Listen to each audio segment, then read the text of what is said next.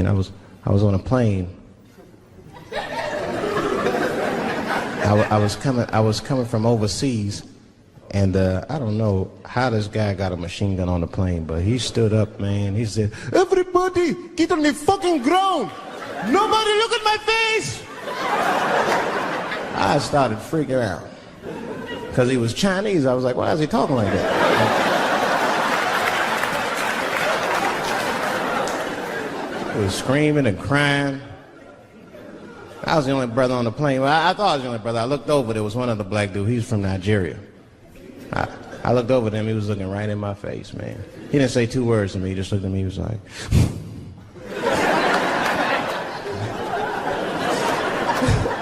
He didn't need to talk. I knew just what he was talking about. I looked right back at him. I was like...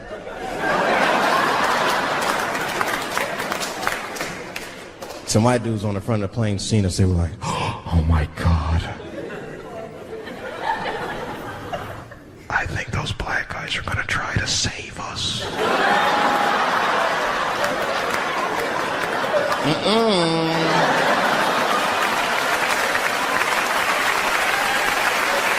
We were just communicating that we understood the situation.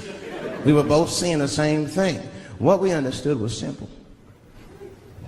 Terrorists don't take black hostages. That's the truth. I have yet to see one of us on the news reading a hostage letter and shit. They is treating us good. We all chilling and shit. I'd like to give a shout out to Ray Ray and Big Steve and send some Newport.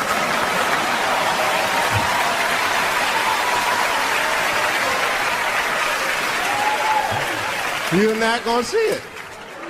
And terrorists are smart. They know what they're doing there, you know. They terrorists. They know what black people's bad bargaining chips.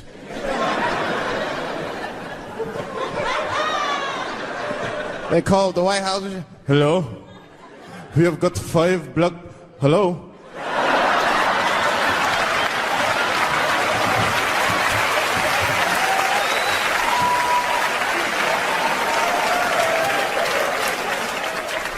Really some scary shit.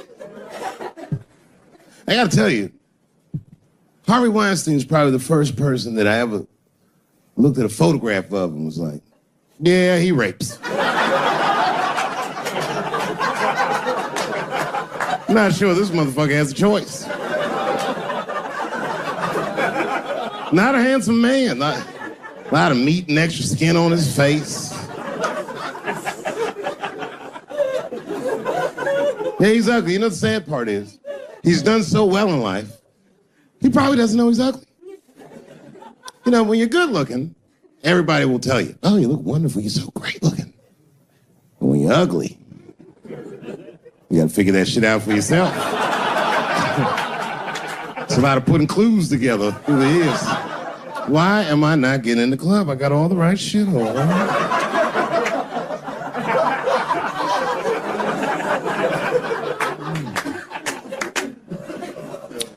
Because if it was Brad Pitt doing that shit, you wouldn't have heard a peep.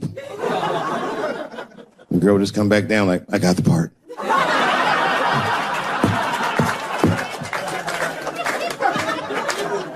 Yuck. And yet, it is important that I acknowledge, ladies, you are absolutely right. There you go. They gotta all be mindful of that, guys, because this could happen to any of us. It could happen to me. I can see that. I can see myself showing up. Hi, I'm here for my 3 a.m. with Mr. Weinstein.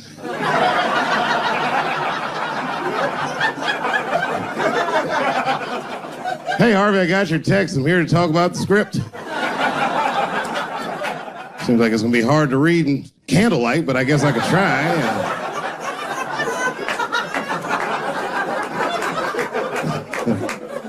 Sound like a fucking nightmare. Could you imagine that shit? Could you imagine if you was in a business meeting and a motherfucker pulled their dick out in the middle of the meeting? I'd be like, "Yo, my man, this is the most unprofessional shit I've ever seen in all my days."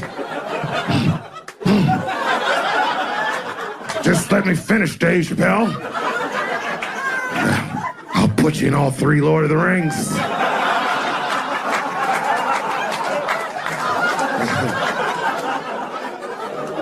Hurry up, nigga. I have other meetings tonight. I have a 4:30 a.m. at Brett Ratner's house. And, I believe it's wardrobe fitting.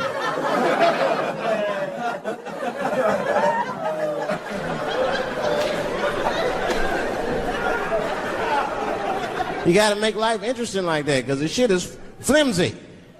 Life is flimsy. You think you're gonna live forever, you ain't not gonna live forever. It's dangerous out here. We know what's going on. I travel now, you know. I used to think D.C. had the roughest ghettos in the country. Nah, nigga, I have seen some shit now. Oh, there's some rough areas outside of D.C.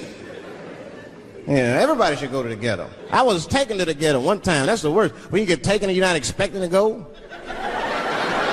You know, usually you want to know when you're going to the ghetto, like, I'm going to see some wild shit. I got to prepare myself. I'm going to see something crazy. When you're taken, it's different. I had a limousine driver. It was after a show. It was late at night. It was like 3 in the morning.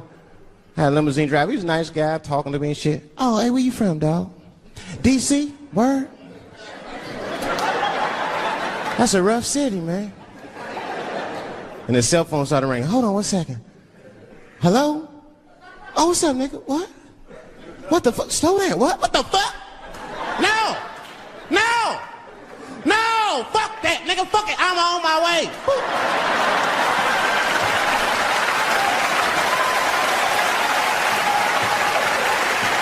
Hey.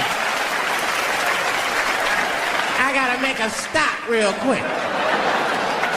At 3 o'clock in the morning. I didn't know he was taking me to the ghetto at first. I started looking out the window. I was like, what the fuck? It's gun store, liquor store, gun store. Where the fuck are you taking me? This don't look good. He didn't say shit. He just pulled up in front of an old rickety building that looked like a project. Now, I'd never been there before. I'm not sure if it was a project, but it certainly had all the familiar symptoms of a project. A fucking crackhead ran this way.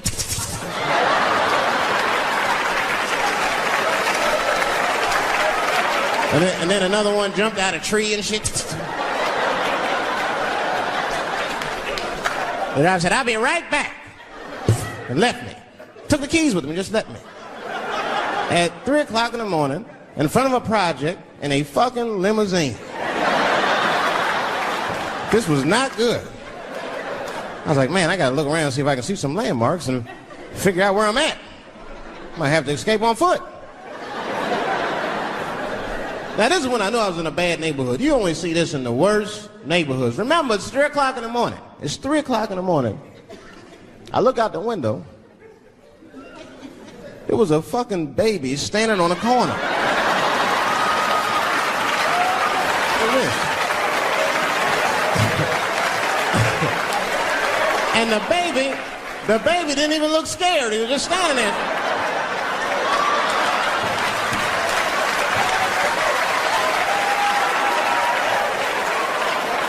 I mean, it made me sad. It made me sad, really. You know what I mean? Because I wanted to help the baby. I was like, I don't trust you either. I'm sorry. Click. Click. The old baby on the corner trick, eh? I'm not going to fall for that shit. Where's this limousine driver? You know, I start feeling bad. As time goes by, I start feeling worse. Like, man, what is wrong with me? What the hell's wrong? I'm scared of a baby. And this baby could be in trouble. He might need my help. I got to do something. But I wasn't going to get out the car. I'm serious, man. I just cracked the window a little bit. There's an old limousine. I can roll it down.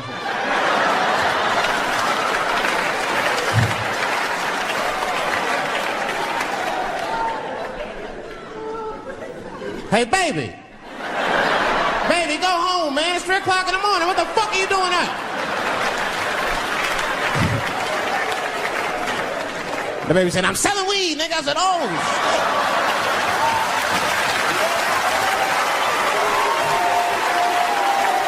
I wasn't expecting that.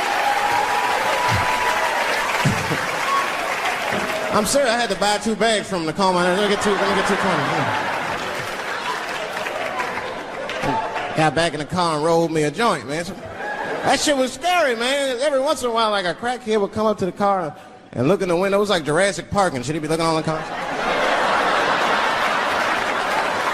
Hey, get out of here, cracky. That baby was still standing there, man. Then I started feeling bad again. Yeah, weed make you feel guilty sometimes, you know. Man, what is wrong with me, man? I have just bought weed from an infant. I can't condone this kind of behavior. What am I thinking? I can't let the fear ruin my morals. Gotta do something.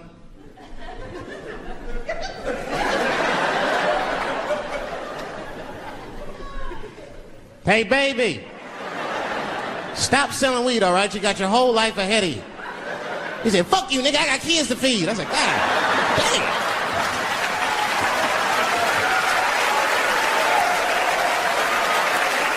Sam. And just at that very moment, one of the crackheads was running across the street and got hit by a car.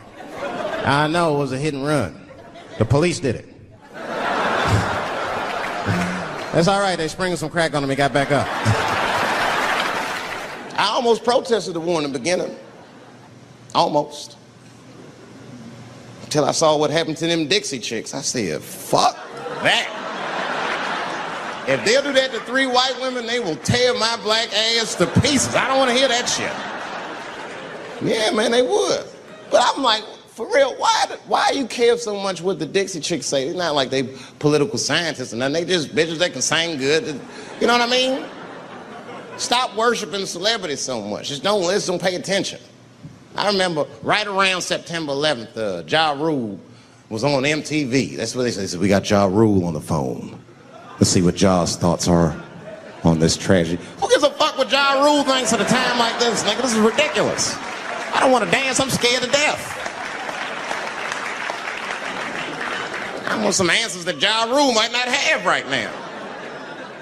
You think when bad shit happens to me, I'll be in the crib like, oh my God, this is terrible. Could somebody please find Ja Rule, get hold of this motherfucker so I can make sense of all this. Where is Ja? Guide me, Ja Rule.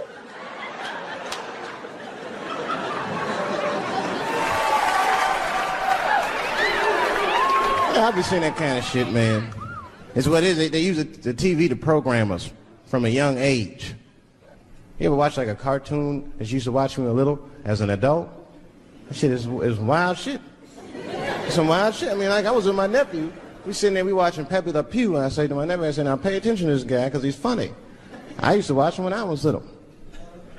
And then we watched Pepe Le Pew, and I'm old now. I'm looking like, good God, what kind of fucking rapist is this guy? Like, take it easy, Pepe. My nephew was sitting there cracking up. See, sometimes you gotta take the pussy like Pepe. Like, no.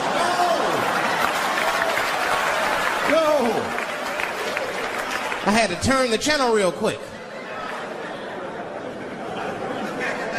I turned on Sesame Street. I said, oh, Sesame Street.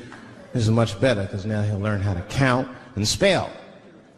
But now I'm watching it as an adult and I realize Sesame Street teaches kids other things. It teaches kids how to judge people and label people. That's right. They got a character on there named Oscar.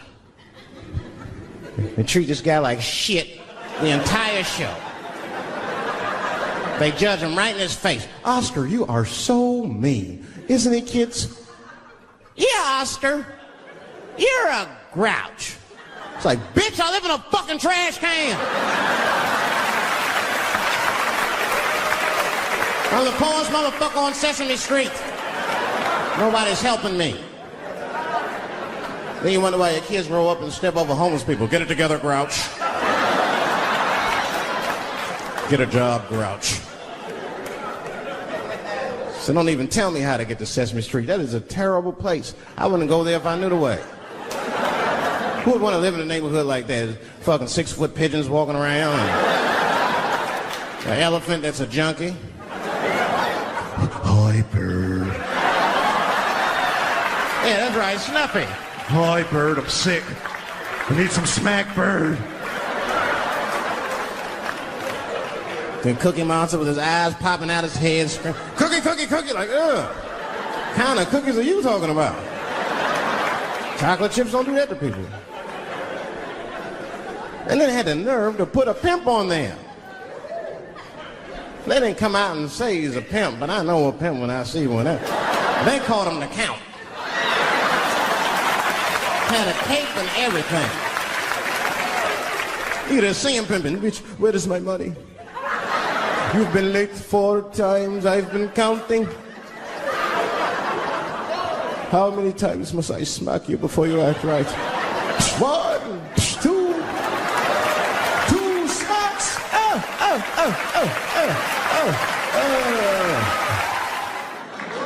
That's what I'm waiting for, because the timing of this Michael Jackson shit is what makes me doubt it. Every time this war is going out of control, or the economy gets bad, or something is wrong with the world at large, it's always these moments in history that Michael Jackson will coincidentally jerk off a kid. This is getting a little ridiculous. Like, are you planning this shit? Do you have meetings? Michael, thank you for coming. As you know, Michael, the war has not been going as well as we expected. There's been a lot of hiccups, and the public is asking us a lot of questions, of course. And, well, Michael, there's no nice way to say this, and all I know how to do is be direct, so let me just be direct. We're going to need you to jerk off another child, Mike. I'm sorry. I am sorry. But it would really help out. Or maybe he did it. Who knows? Who knows? That's the thing. That's what I wanted to say. Who knows? Who the fuck knows? Mike, God, and this little boy know. That's about it. That's about it. The only reason that I can even talk about this shit is because everybody is speculating. They all think he did it. And I don't think he did it. I'm alone in this. I don't think he did it. I'm not going to say I don't think he did it. That's too strong.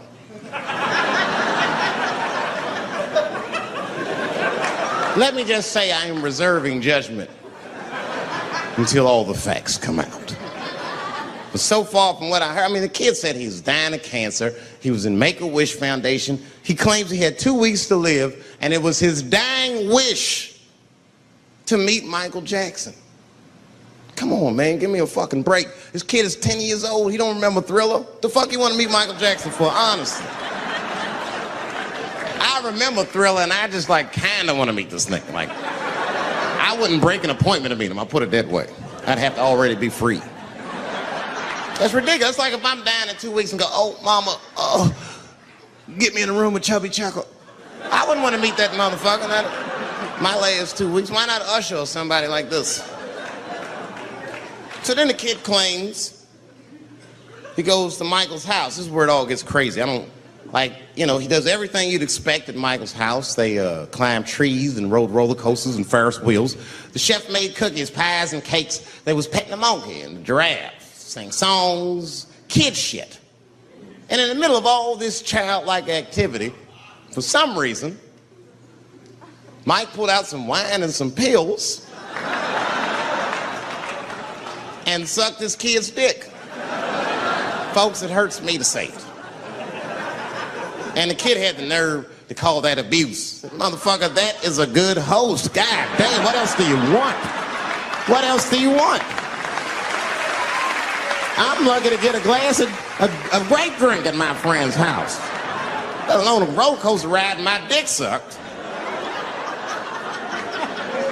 Mike must be confused, like I brought you in my house, I fed you, I sucked your dick, and this is how you repay me, motherfuckers? This was your wish, not mine. Thought you were dying in 2 weeks. What happened to that, motherfucker? I've been in court for a year and a half. You get stronger every time I see you.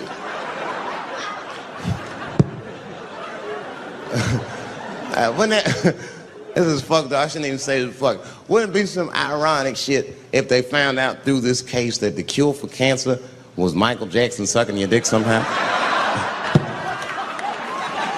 Like if Mike had powers like Green Mile and all the kids like, "Please, Mike, suck our dicks." Never again. He didn't appreciate it. Can we at least study your saliva? Please, Mike.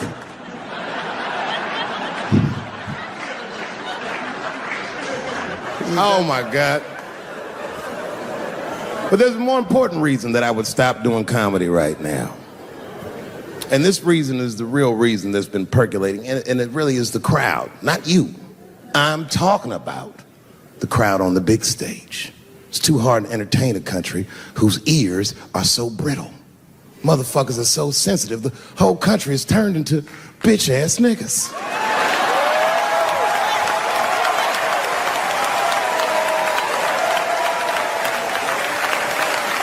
Everything you say upsets somebody. But motherfuckers are just taking it too far. I don't know why or how everybody got this goddamn sensitive. You know who hates me the most? The transgender community. Yo, yeah, these motherfuckers. I mean, I didn't realize how bad it was. These motherfuckers, I was really mad about that last Netflix special.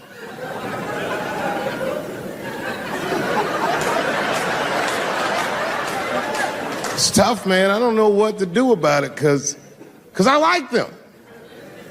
I always have. Never had a problem with them. You know, just fucking around. As a matter of fact, I think I make fun of everybody. And I mean, as a group of people, they have to admit, it's kind of fucking hilarious, man. I'm sorry, bro. It's like, I've never seen somebody in such a hilarious predicament not have a sense of humor about it. They're born feeling like there's something other than they're born as, and that's kind of funny, you know? I mean, it's funny if it's not happening to you. I believe transgenders. I don't understand them either, but I know they mean what they say. Them niggas cut their dicks off. That's all the proof I need. I've never seen somebody just throw their dick away. Don't need it.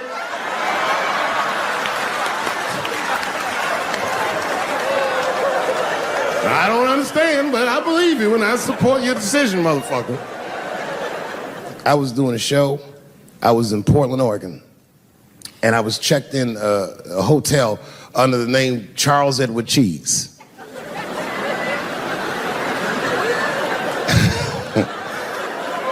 I came back to my room late at night, and there was a note. It was like a letter on my desk. It was addressed to Mr. Cheese. So obviously, I'm going to assume that whoever wrote this letter must be an intimate friend of mine. This is not some kind of name that a person would just guess. But then I open the letter, and it turns out I don't know this person at all. It's a fan letter. You know, I'm not even used to the idea that I have fans, but I'm grateful for it. And I don't read those letters. It'd be nice if I did, but realistically, it's like, what am I, Santa Claus, nigga? I don't have time for this. Like, got shit I want to do. I'm trying to chill. Read all these dreams and wishes from strangers. But I read it. I'd already opened it. So I just read the whole letter. And you know what, man? Whoever wrote this letter truly loves me. I mean, they were really fucking nice in the letter. And then they described to me what it was like to come to the show, how excited they were, how much fun they were having. And then they said that when I got to my jokes about transgenders, that they were, quote, devastated. Because it turns out that whoever wrote the letter was transgender. Now, I'm going to be real for a second. As a policy, you got to understand, I never feel bad about anything I say up here.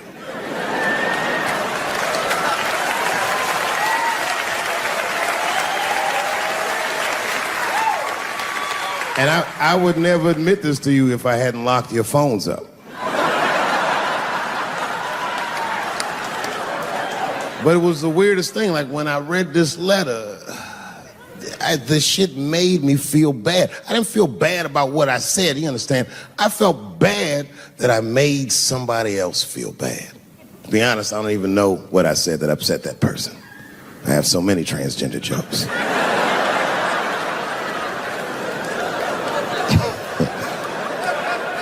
But I feel like it was probably this joke I'm about to tell you right now. And it's not even that bad of a joke. It's a true joke. I mean, it's not true, but I had read in the paper that Caitlyn Jenner was contemplating posing nude in an upcoming issue of Sports Illustrated. And I know it's not politically correct to say these things, so I just figured, fuck it, I'll say it for everybody else. Yuck.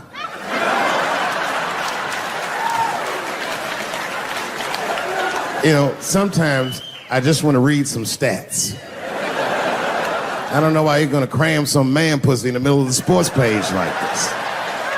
I just didn't think that was the place for it. But I wasn't saying anything like Caitlyn Jenner's a bad person. I'm not mad at her for doing it. Not even mad at Sports Illustrated. If I'm mad at somebody, I'm probably just mad at myself. You understand? Because deep down, I know that I am not strong enough to not look at those pictures.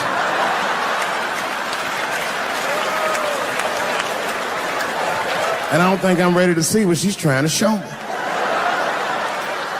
So Caitlyn, goddamn it, if you go through with this thing, bitch, you better go hard or go home. I want you to go all the way. Hustler style. Do you know what hustler style means, miss? That means spread the lips.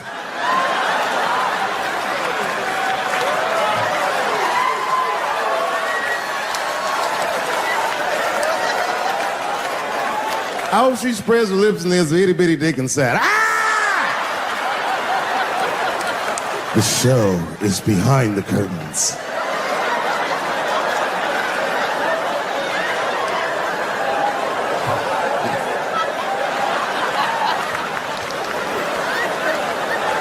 I don't know what I said that upset that person.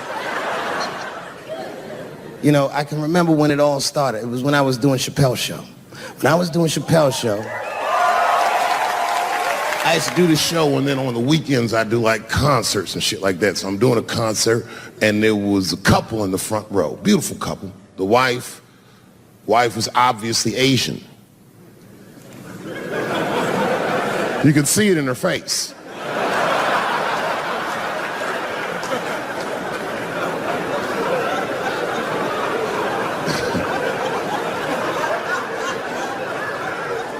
The husband, this motherfucker was mysterious, to say the least.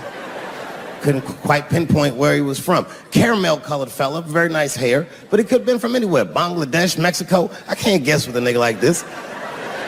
All I knew for sure about this guy is that his wife was a bitch. I could see that in her face, too. No, he was laughing and having a good time, and she was scowling at me at a goddamn comedy show. I couldn't figure it out. And then I realized at some point that she was pregnant, and I was smoking on stage. I said, oh my God, that's probably why she's mad. So I started to put my cigarette out, but then she hit me with one of them fake non-smoker calls. So I just kept smoking. I thought to myself, bitch, that babe will be fine, relax. And I tried to break the tension. I just asked her. That's all I said. I go, hey, where are you guys from anyway? And I could tell that she was on to me. She goes, very condescendingly, she says, I'm from California. If you're asking my ethnicity, I am Chinese. And her husband was just cool about the shit. He was like, I'm Mexican, bro. I said, well, I'm sorry if I offended you by asking, but you're a very beautiful couple. And miss, there's no question that you're going to give birth to the hardest working baby this world has ever seen.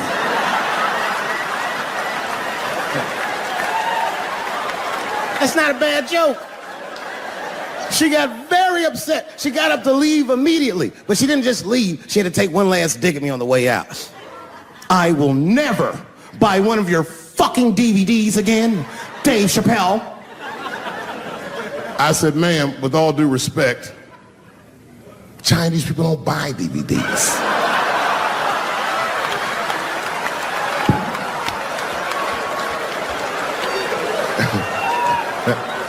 And the crowd went crazy. We were all laughing, having a good time. I didn't even think anything of it. And then Just 3 days later, this lady sends a fucking letter to my promoter telling him not to book me for shows anymore because I was, quote, racist, and I'm quoting her, insensitive to the nature of my interracial marriage. I was like, word, bitch, I was. If she had just done a little bit of research, she would know that I myself am in an interracial marriage. That's right. In fact, my wife is Asian too. Surprise, bitch, I'll see you on Thanksgiving.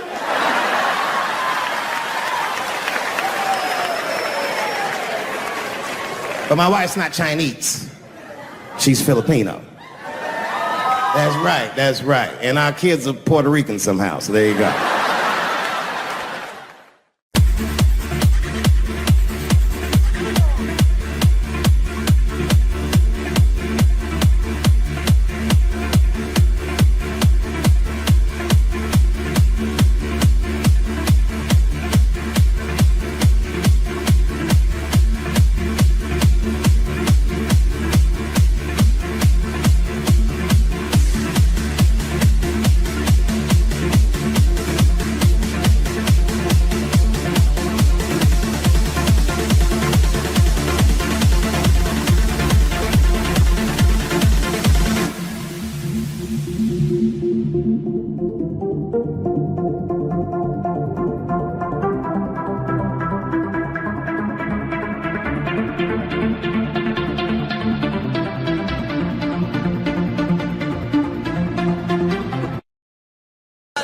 I know it's fucked up, but I tell you the truth. You know, everything's funny. Everything's funny till it happens to you. 3 months, a mere 3 months after that terrible attack that Chris Rock endured, I was on stage at the Hollywood Bowl, and a lunatic jumped out of the crowd and attacked me. Now, I gotta tell you, if it happens to you, you don't even know what the fuck is happening. It was like slow motion. I just looked over. I don't know this nigga. And I was looking and said, oh my God, I'm being attacked. And this motherfucker was ragged. He jumped at me. He was like, ah! I'm old, but I'm fast. I caught this motherfucker's head with my hand and pulled his hoodie over his eyes. I can still feel his head in my hand. It was spongy. He had been growing dreadlocks. Not the beautiful dreads that Rastafarians grow. These were accidental LA homeless dreads. This shit had leaves and sticks and bottle caps and shit in it. Some kind of grease. I was like, ugh, like this. And then I fell down. And he knocked me all the way on the ground. And I was like, man, this is a bad situation. I don't know if I'm gonna die or what's gonna happen. But in that moment of vulnerability, you know what occurred to me that had never occurred to me before in my life? In that moment, it occurred to me that bodyguards should not wear dress shoes to work. Travis! This nigga Travis came out slipping and sliding on some kind of beautiful loafer and fell flat on his back. I said, oh my God. Now both of us are down. I gotta handle this shit myself. So I popped that back, boom, and then the kid that knocked me down, he popped out, boom, and we looked at each other and realized, at the same time, I was bigger than him. And that motherfucker took off running. And I started to chase him, and I said, fuck him. And I picked the microphone up. I said, I'm gonna finish this show now. That's right.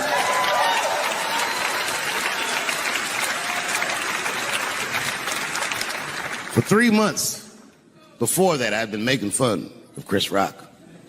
And people would ask me all the time. They'd say, Dave, what would you do if you were Chris Rock and Will Smith slapped you in the face? And to this day, the answer is the same. Well, I don't know what I would have done. I've never been in a situation that extreme. But I do know now what Will Smith would not have done. And that is enjoy the rest of his evening. Man, listen. We gave that kid a good while. We was whooping his ass. Not we. I mean, I was on stage trying to think of a joke to tell, but they was beating this nigga up right behind me. Everybody could see it. Everybody could see it. And I'm sitting up there trying to think of what to say. And I'm tongue-tied. Me, of all people, can't think of anything to say. Look at my karma. Just that moment. Of all the people in the world, Chris Rock walks from backstage, walks up to me in front of 20,000 people, grabs the mic out of my hands and looks at the crowd and goes, "Was that Will Smith?" Man, motherfuckers fell out of their chairs laughing. I was standing there looking stupid. I was fucking furious because I'm thinking in my mind, nigga, this is my attack. You got attacked 3 months ago. Now you have jokes. So I snatched the mic back from Chris and tried to get one off, but my shit did not go good at all. I didn't know what to say. I was just like, it was a trans man. And the crowd was like, boo. It's LA, we like trans people, boo. I know, I felt so bad. I felt so bad. But I know why I did it. You'd have to be there to understand, but man, when that guy tackled me, it was like it's like a movie or something. You gotta picture this. Picture a famous person you like. Every famous person you could imagine was at that show. It was like the biggest night that Hollywood had ever seen. And when that guy tackled me, he cleared the bleachers. I had to watch the tape afterwards to know this happened, but as soon as he tackled me, Jamie Foxx was the first motherfucker that jumped out of the crowd. He was wearing a white cowboy hat like he knew this shit was gonna happen to him. Never seen this nigga in a cowboy hat before. And Jamie started chasing that motherfucker around like any given Sunday. And that kid was fast as shit, was juking and shaking, and he broke Jamie's ankles, and he just kept running. And then Jon Stewart from The Daily Show ran from backstage and jumped at this motherfucker like Super Jew. He was like, ah! And the kid seen Jon coming, so he jumped back, and Jon went flying that way. And this kid was fast, and then he turned around. He sees the emergency exit. He starts running for the emergency exit. Just before he got to the door, motherfucking Puff Daddy from Bad Boy Records jumped in front of the door. That nigga was like,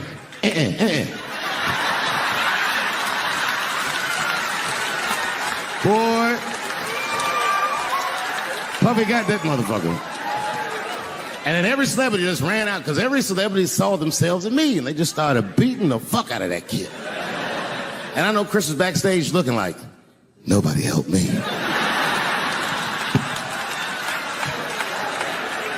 Everybody hates Chris.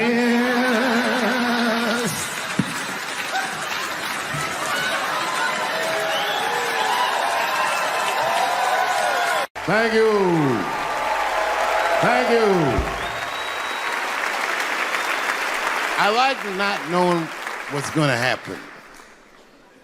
I like making memories. Sometimes I do all this crazy around my colleagues just so that they can tell their friends I did it. But rather than talk about myself, just briefly, I want to just talk about my genre. Stand-up comedy is an incredibly American genre. I don't think any other country could produce this many comedians. And unbeknownst to many people in this audience, I don't think there's opinion that it exists in this country that is not represented in a comedy club by somebody. Each and every one of you has a champion in the room. We watch you guys fight, but when we're together, we talk it out. I know comics that are very racist, and I watch them on stage, and everyone's laughing, and I'm like, that mother means that.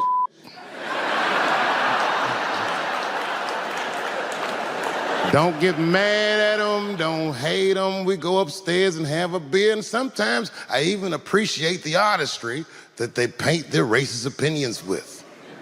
Man, it's not that serious. The First Amendment is first for a reason. The Second Amendment is just in case the first one doesn't work out. We gotta let some air out of the ball, man. The country's getting a little tight. It doesn't feel like it's ever felt in my lifetime. So tonight, I am honored that my colleagues are here in comedy and in music.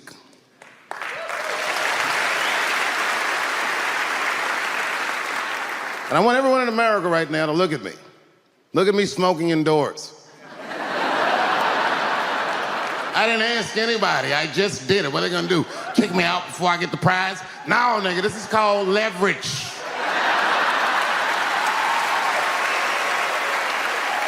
The thing that I liked best about tonight was that I saw so many people from different parts of my life, like friends that I grew up with here in DC, friends of mine from Ohio then and now, friends of mine from comedy clubs, all the musicians that blew my mind. You guys have no idea how you inspired me. I want to give a special shout out to my OG, Tony Woods. Miles Davis has a quote.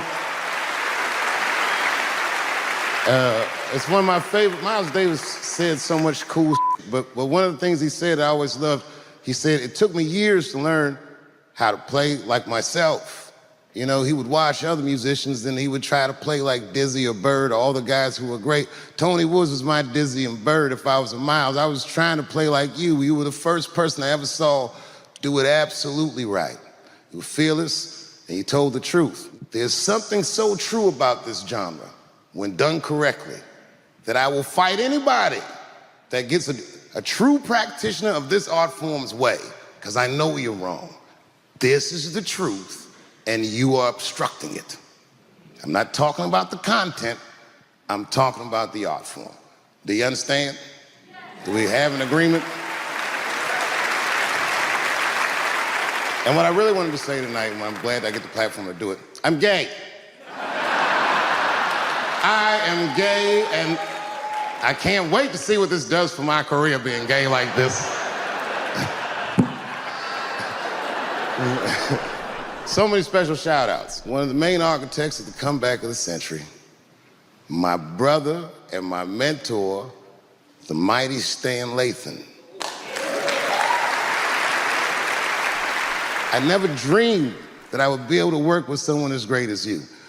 These last 5 specials, straight fire. I wouldn't want to do another special with anybody else but you. So eat your mother vegetables and live as long as you can, because we doing a few more of these bitches.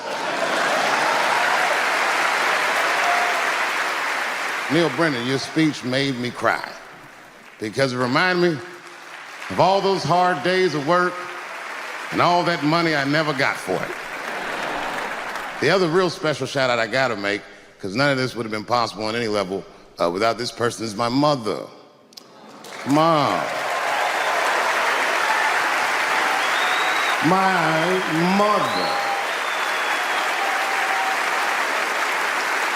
Mom. You have no idea what I put this woman through. If you had just given birth to me, that would have been more than enough. But the fact that she raised me and raised me well. We had a real oral tradition in our house. I knew the word griot when I was a little boy. A griot was a person in Africa who's charged with keeping the stories of the village. Everyone would tell a griot the stories, and they would remember them all so that they could tell future generations. And when they got old, they'd tell them to someone else. And they say in Africa, when a griot dies, it's like a library was burnt down. And my mother used to tell me, before I ever thought about doing comedy, she said, you should be a griot. And she'd fill me with every story of black life. You know, she's educated in African-American studies, and she would let me understand the context that I was being raised in, that I'm being raised in a hostile environment that I have to tame. By the time I was 14 years old, I was in nightclubs, mastering an adult world. It was terrifying. Crack epidemic was going on, and my mother would hear gunshots outside and be scared to death. Maybe it's my son. But early in my career, if you remember, Mom, you used to sit in the club with me.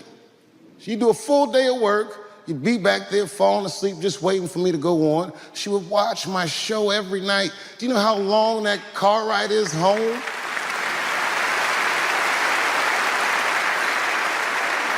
How many of you have ever heard your mother say, jokes were a little too much tonight, son?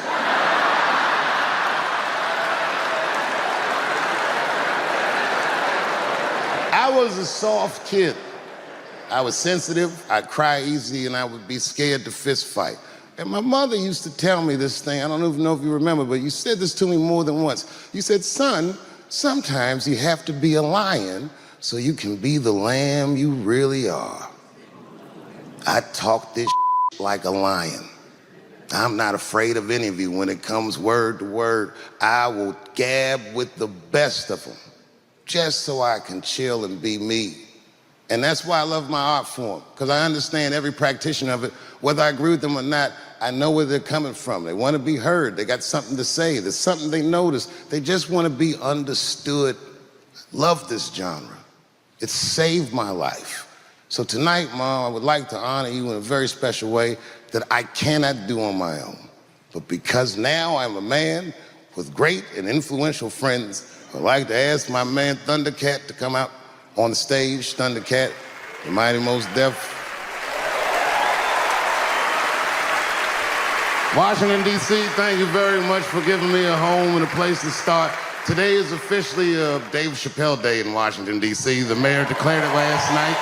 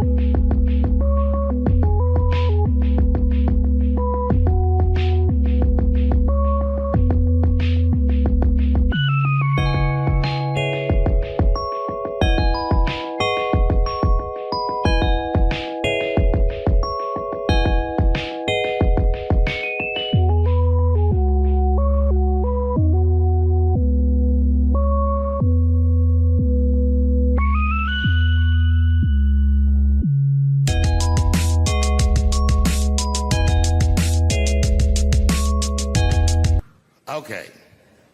Before I did Killing Them Softly, when I was 22, HBO gave me the biggest opportunity of my life at that time.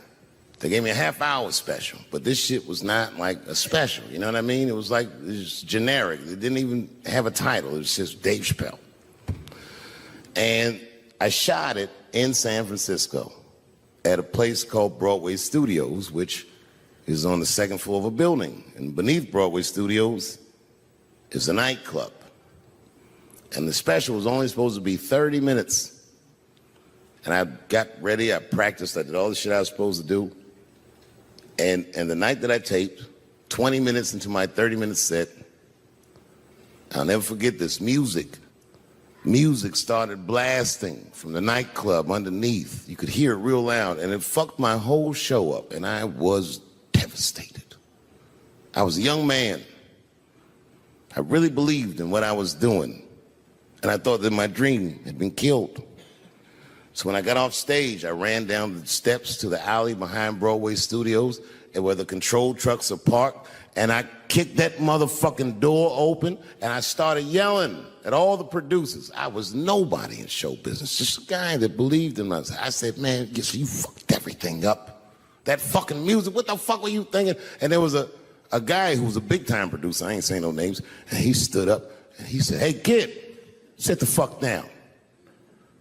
He said, we didn't ruin anything. He said, we made a deal with that nightclub to not play music, and they didn't honor the deal. And I said, who didn't honor the deal? And he pointed to a guy. I'll never forget it. It was an old white man sitting in the Ford Taurus by himself. And he said, that guy right there. And I didn't waste no time or ask no questions. I went to that Ford Taurus, and I beat on that window, and I said, open the door, motherfucker, I want to talk to you. And that old man looked at me for 1 second and wisely drove the fuck off.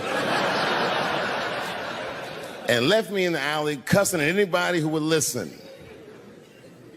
And 2 minutes later, literally 120 seconds later, couldn't have been any more than that, the doors of the kitchen in the alley of that nightclub underneath Broadway Studios flung open. And that old man was standing there, that same old man with reinforcements. He had 2 big goons with him, and he looked at me, and he was calm as a cucumber. He said, you, come here.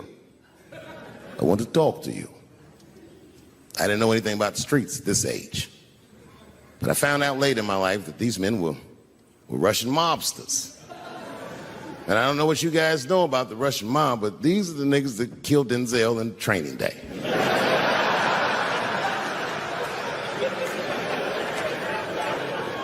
And all the producers knew what I was up against. They said, Dave, do not go in there. And I said, fuck y'all. And I walked right into that kitchen, and they closed the doors behind me, and it got dark as fuck in there. And I knew, I'm not dumb, I knew I was in a bad situation. But you have to understand, I believed in what I was doing, and I didn't give a fuck.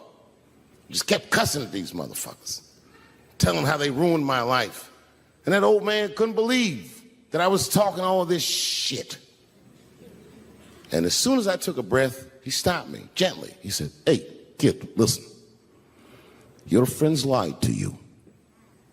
He said, we made a deal, but your friends never paid me. And when he said that, I realized I was locked in the kitchen.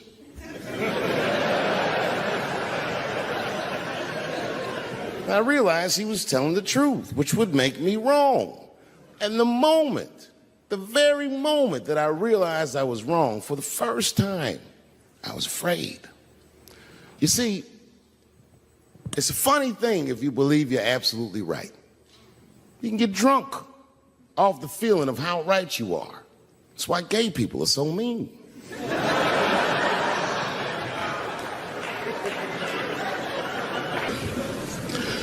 I started doing stand-up comedy when I was 14. I'll never forget the first time I was on stage. The guy that introduced me was a guy named J.T. Newton. I'm 47. I can close my eyes and remember the introduction like it was yesterday. It went like this.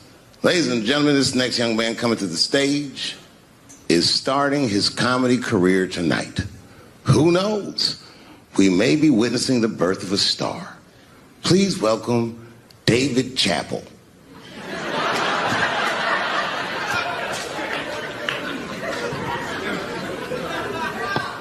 From the first time that I ever held a microphone, I was sure this was it. I knew I was home. I knew I had found my thing. And my God, man, I was a child. I got good. Matter of fact, I was good from the moment I started. And I'm not saying this to be a braggart. I'm telling you the truth. These old niggas was in awe of me. How is this little boy so poised? They used to say. I was. I mean, you know, I got better, but it started out good. About a year into it, when I was 15 years old, I had written a joke during the AIDS epidemic about having a Goodyear condom. Something, I don't even remember the joke. Something about an industrial strength condom by Goodyear. I just remember all the comedians really liked that joke. And there was an older comedian. And he came to me one night after the show, after he saw the joke, and he said, listen, I got an audition at another comedy club, and I was wondering, do you mind if I do that joke? I just want to borrow it. Now, I'm a kid. I don't know any better. I'm like, borrow it? Well, I guess, sure, if it'll help your career. I let him do the joke. And then weeks later, I was waiting to go on in a comedy club, and he went on before me, and he did the joke. And after the show, I pulled him aside and I said, hey, man, I don't mind you borrowing my jokes, but you got to give them back. He said, oh, I forgot to ask you. He goes, let me buy that joke from you for $50. And I said, man, I'd do it, but I'm just starting out. I need all the material I can get. The idea being that the more material I can accumulate, the faster I'll be able to make money for my work. I said, I can't do it. I want my joke back. I'll never forget this. Remember, I was a 15-year-old child. This guy was a grown-ass man. He stood up over me so I could see how big he was. And he said to me, really? I can just take it. And he did. I got scared because I was a child. But I never forgot that. I never forgot that. I was 15 years old. I'm 47 now. I think about this guy all the time. When I look at my own kids and I see how young and innocent they are, I can't believe someone did that to me.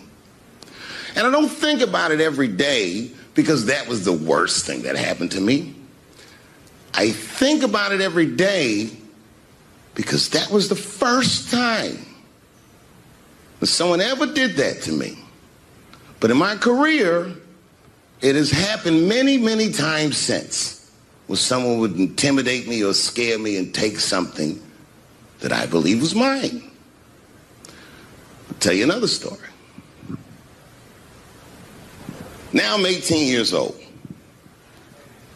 I'm living in New York City, and I just finished my first road tour, which was a very difficult tour. I'll spare you the details. Now I'm back in New York, but my rent is paid, thank God.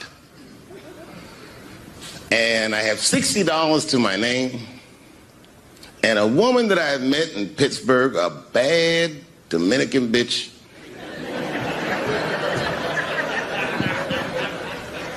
was coming to New York. She was going to spend the weekend with me. I couldn't wait for her to get there. She was coming that evening. But remember, I only had $60 for a whole weekend to entertain a bad bitch. Now I'm walking through Greenwich Village, and I see something I've never seen before. 3-card Monte. You know what that is? Yeah, the guy had the whole thing. The table was set up, and he had the 3 cards, and the crowd was hooting and hollering, and he was like, find the red card, find the red card, and people were playing. Sometimes they win, sometimes they lose, but it was really exciting, and I'm standing there watching it, and I noticed while I'm watching them play this game that the red card, the one you're trying to find, had just a little bend on the corner. And I'm watching it, and I'm like, yo, this guy doesn't seem to know that red card is bent. I'm going to beat this motherfucker.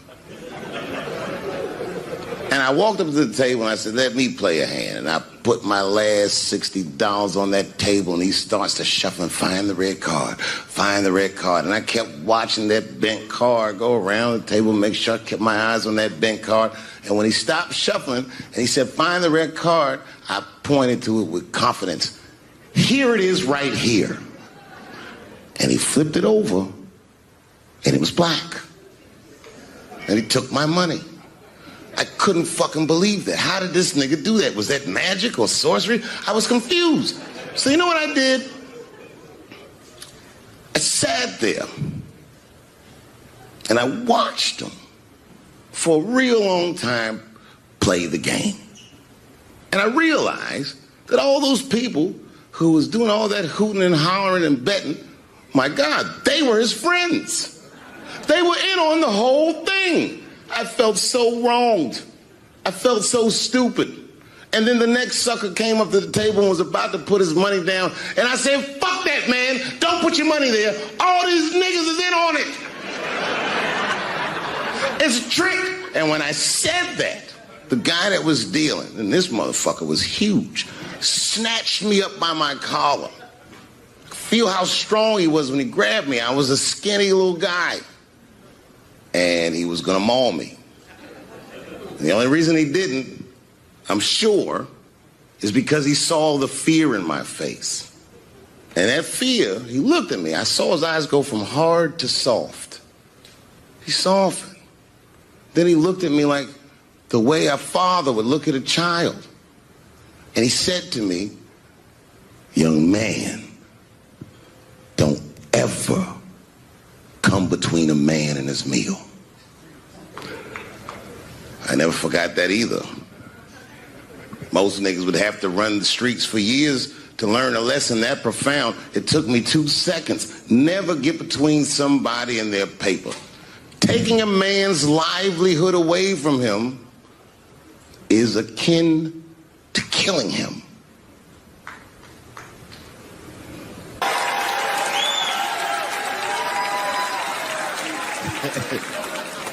Look, it was way more intense than what you guys might have read. I don't know what you read, but the kid, while we was beating on him, reached in his waistband, pulled out a .22 caliber pistol. That shit was mayhem. Everybody started screaming, oh my God, he's got a gun. He's got a gun. And then I got scared. I was in the back, but I was scared because I knew that everybody that was with me was armed. Yes, if they had shot and killed this kid on stage at the Hollywood Bowl, like I pay you to do, Travis,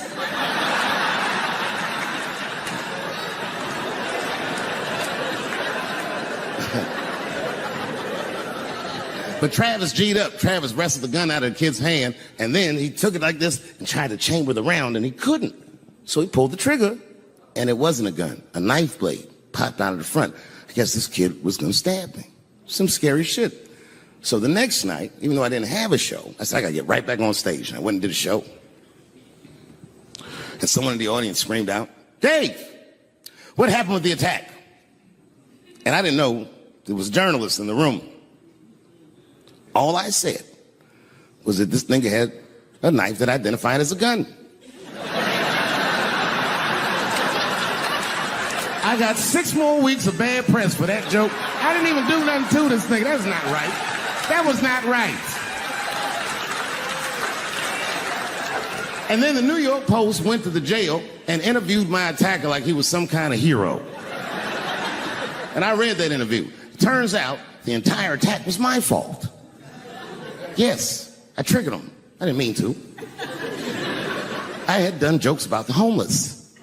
It turns out this young man was homeless. And I mean, there's no way I could have known this. But I will say, for a homeless guy, this nigga had incredible seats.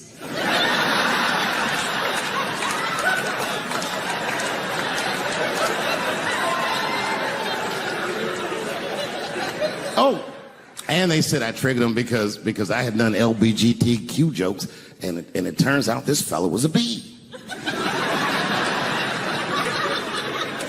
That was the headline in the article. It said, Dave Chappelle's alleged attacker is bisexual. I said, alleged attacker? This motherfucker definitely attacked me. I'll show you the tape. He's allegedly bisexual. I'm gonna need to see him suck somebody's dick before I believe the rest of this article.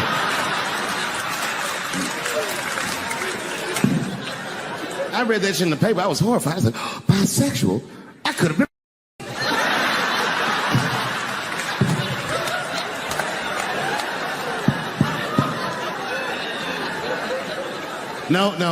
No, you know what though? It's not funny because after all that madness ensued, I went to the hotel room.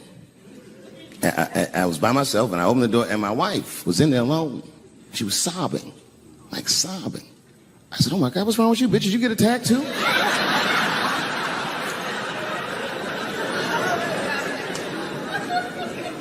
And she's crying. She said, oh my God, David. She said, if you had died tonight, me and the kids would have nothing.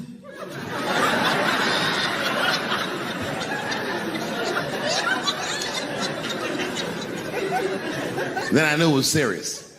So I sat down on the bed next to her. And I reached in my pocket, I pulled some keys out that she'd never seen before.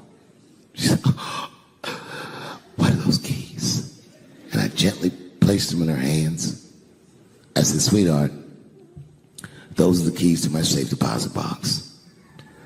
God forbid anything ever happen to me. But if it does, don't even worry about it. You and the kids have everything you need in that box. I've already taken care of it. And she was looking at them keys, and I could see her mind realize what we were actually talking about. And then she just started crying harder.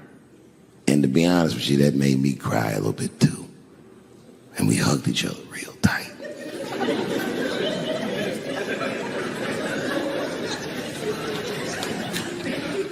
Do you know this bitch looked in the box while I'm alive and well? Who does that? Oh my God. And then she was mad at me. She said, God damn it, David, I opened that box. I said, you did? She said, yes, I did. And there was nothing in there.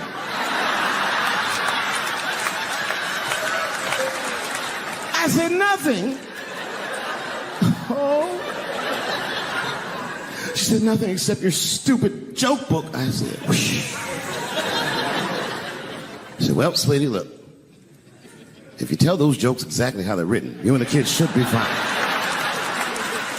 They're really good jokes.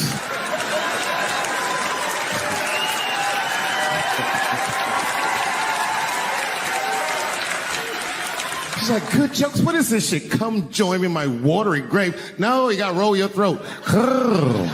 Join me in my watery grave.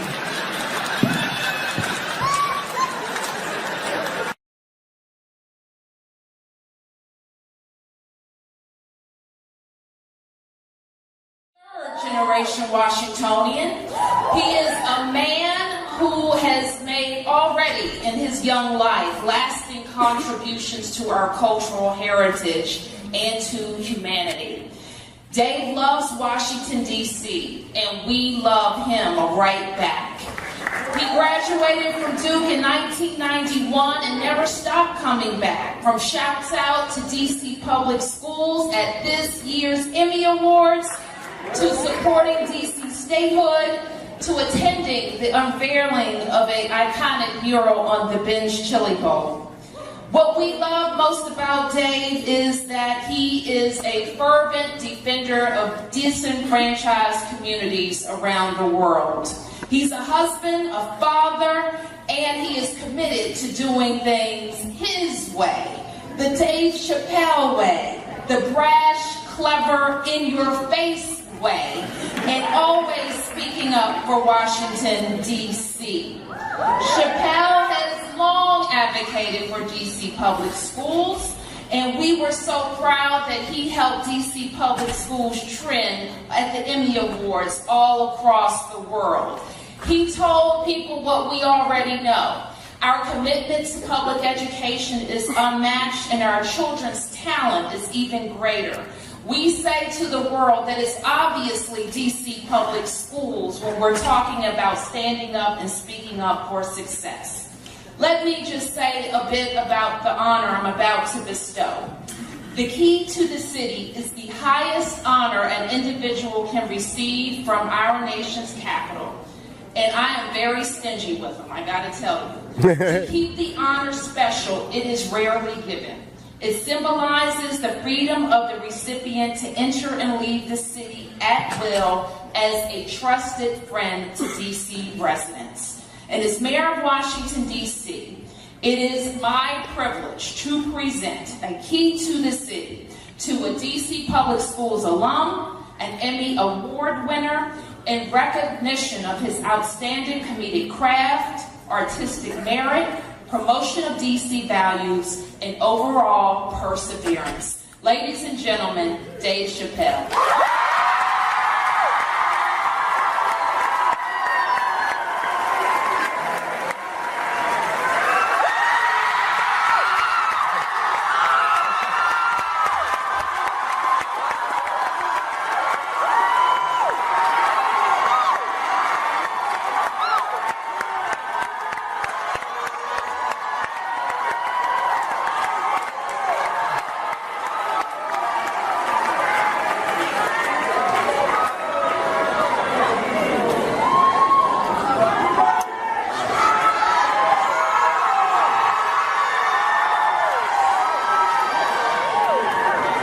Very much. Can you hear me? Can you hear me? That was much better. I want to sit down. Check. All right, can you hear me? Hey, first of all, I wanted to say thank you to the mayor and the administration of the school and the chancellor of D.C. Public Schools is here today for this honor.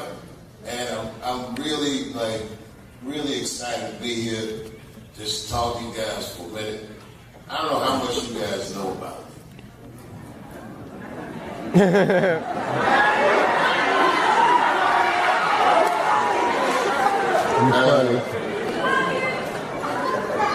I came to Ellington school year 87, 88. Like a lot of you guys, I had to audition to get in. It's a story I tell because my audition was terrible. I didn't prepare. And at the end of my audition, the make a great question in the theater department, they asked me this.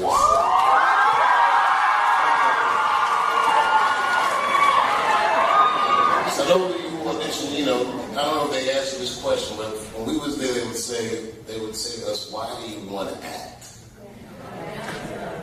And I remember I said to the theater department teachers, I said, I don't want to act. They said, then why are you here? And I said, well, I want to be a comedian, and somebody told me that to be a good comedian, I should know how to act. And I guess the teachers liked that answer. They knew that I was trying to make myself better. So when I look at you guys, you know, I really do see myself. And there was another thing they used to do in our first year where they would tell us, they'd say, look to the right of you and look to the left of you.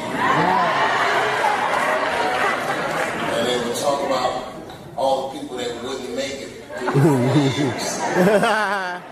And not everybody did.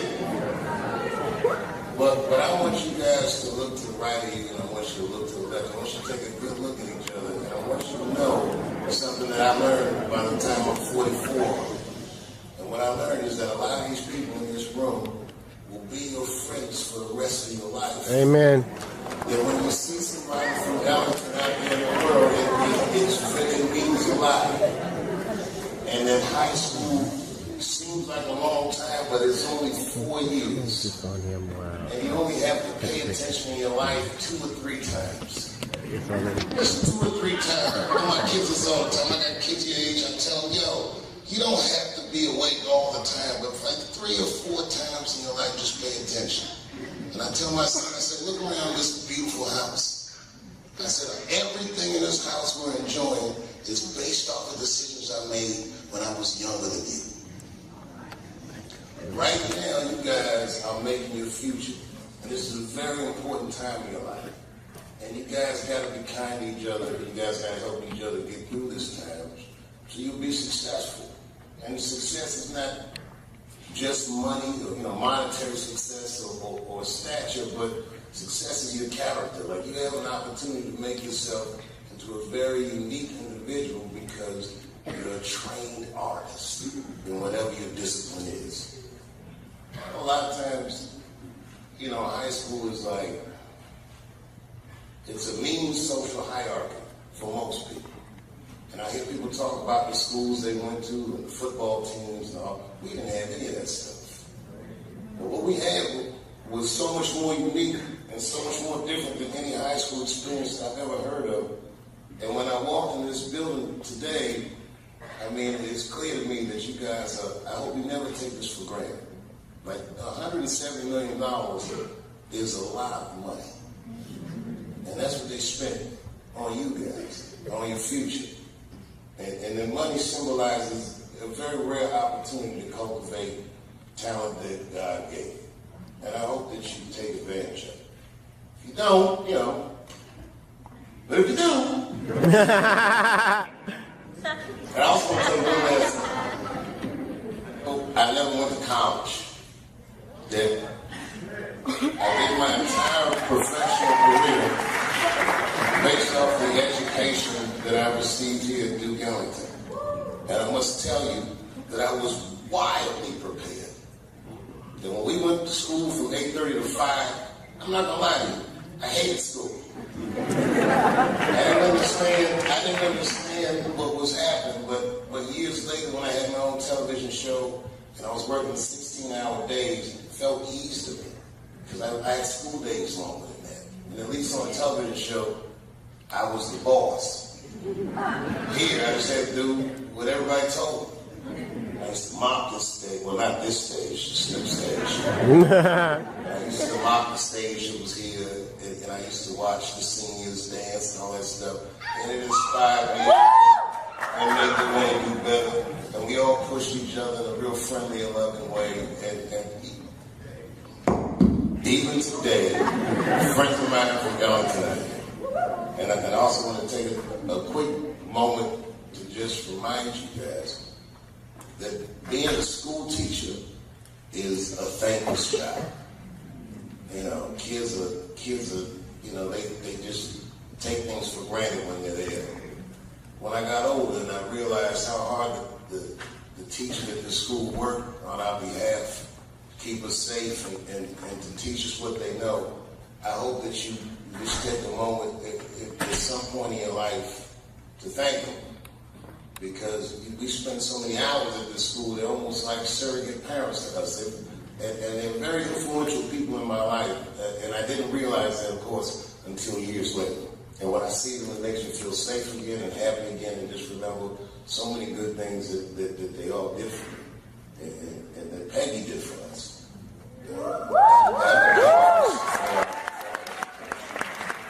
So I appreciate the gift that you gave me today. I brought a gift for you, out of respect there.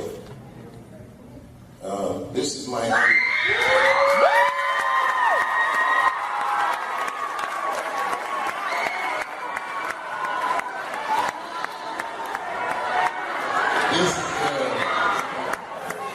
This is a trophy, but it represents years of hard work.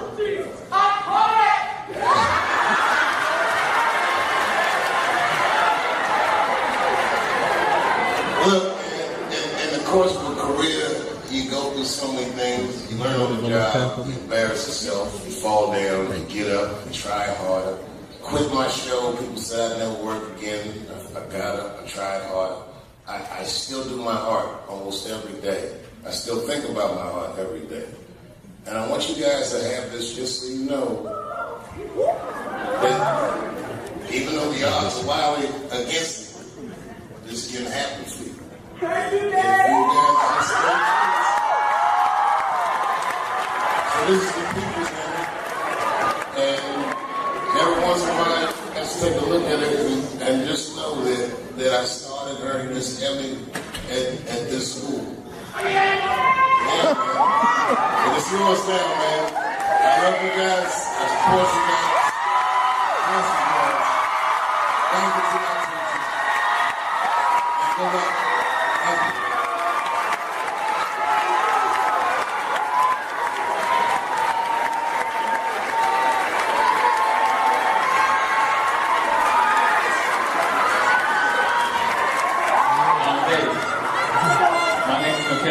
I'm a first-year theater student here.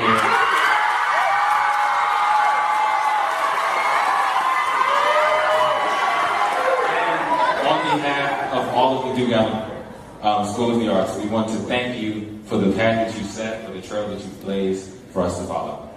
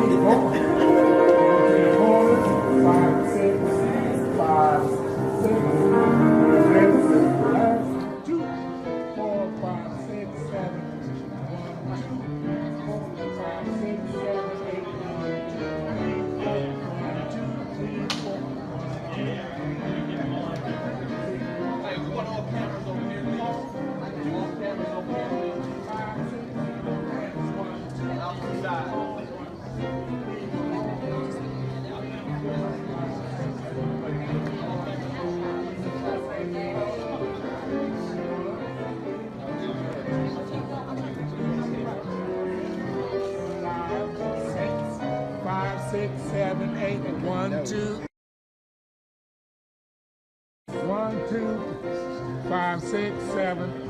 3, 4, 5, 6, 7, 8.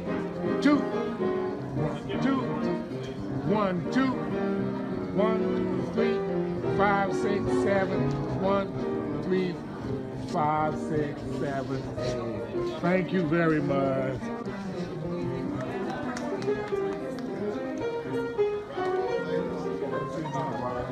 Good to see you.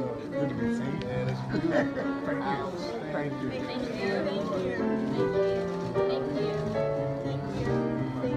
you. Okay, let's see your step. Get your stuff.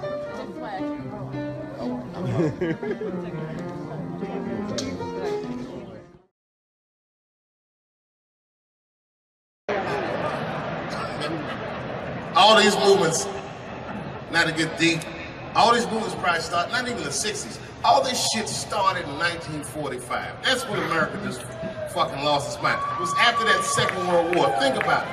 Because black Americans went off and fought in the war. They went to Europe. They made more money than they ever made in America. They might even got their dick sucked by white women. And then they came back to the United States and they looked around and they said, you know what?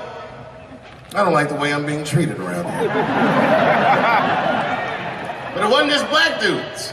At the same time, all the women in America went into the workforce because all the men were gone. That's when you see that old poster in the 40s with that dyke like, we can do it. That's where that's from. And these women made money, and then the dudes came back home and started telling these women what to do, and they were like, yo, I'm not feeling you, nigga. At the same time, the CIA started experimenting with a drug in San Francisco. Back then, nobody knew about it, called LSD. By 1960, all the white kids in America were like, it works. And a new school of thought was unleashed on the American consciousness. People had never even thought like that before, and now they were thinking like that in mass. White kids in mass were like, fuck our parents' plans for us. By the time 1960 rolled around, the President of the United States was 42 years old. He was the next best hope. And they blew his brains out in Dallas in fucking parade. That's the most gangster shit. There were 8 major assassinations in the 60s. Kennedy, X, King, Everett. And then by the 70s, the white youth culture and the Black Panthers and the black youth culture started to merge. And you started to see Timothy Leary meeting Eldridge Cleaver in Africa, not Oakland. And that was the beginning of the 70s, one of the most turbulent decades this nation has ever seen. And I say all that to say this, that in that turbulent historical context, Bill Cosby raped 34 people.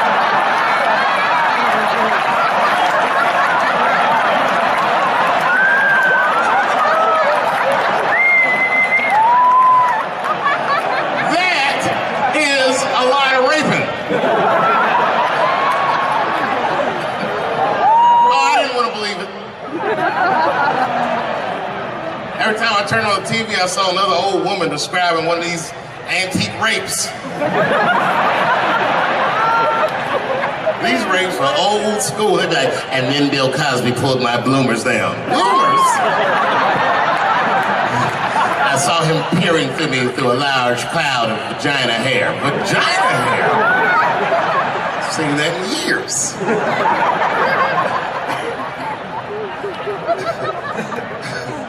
I saw that shit. I said, these people are obviously trying to destroy Dr. Cosby's rich legacy. Right? 34 allegations later, I was still like, man, they probably only raped 13 or 14 of those. Do all that raping. It's like 50 fucking rapes. And don't forget, each one of these rapes have 8 hours of sleep in them. It's like 1,000 hours of rape. Packed into an otherwise busy schedule. Short corporate rapes, that's what I support.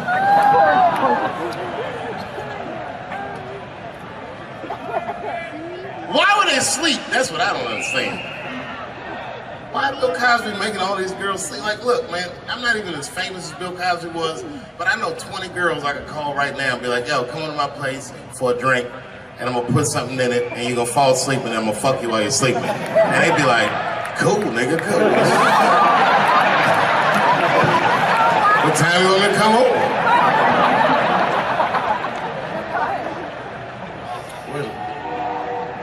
Is that a train here, that train? Trains do something to black people. Didn't you feel like running for that train? I've never been in a situation where I needed to. Something about being black, nigga, you just, when you hear a train, we'll say like, I've gotta go.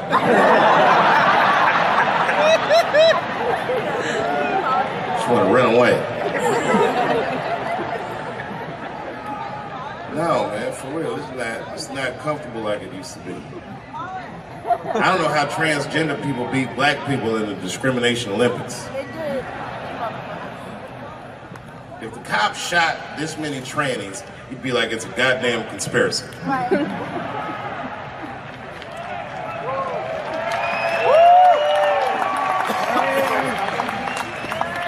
niggas gonna start wearing high heels just to feel safe.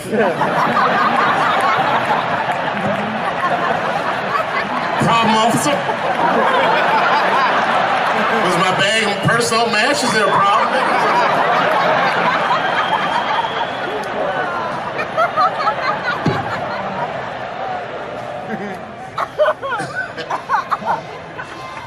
There's too many, man.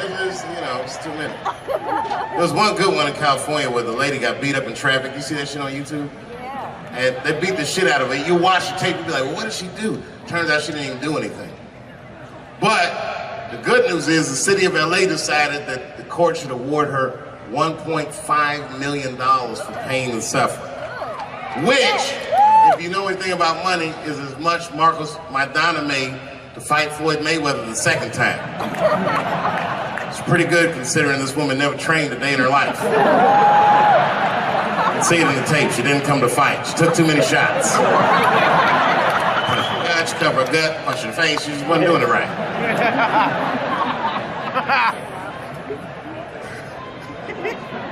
What?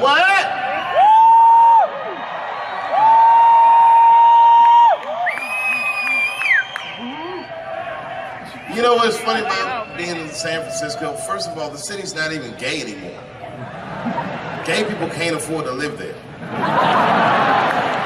They just visit. Gay people got their money tied up in other shenanigans.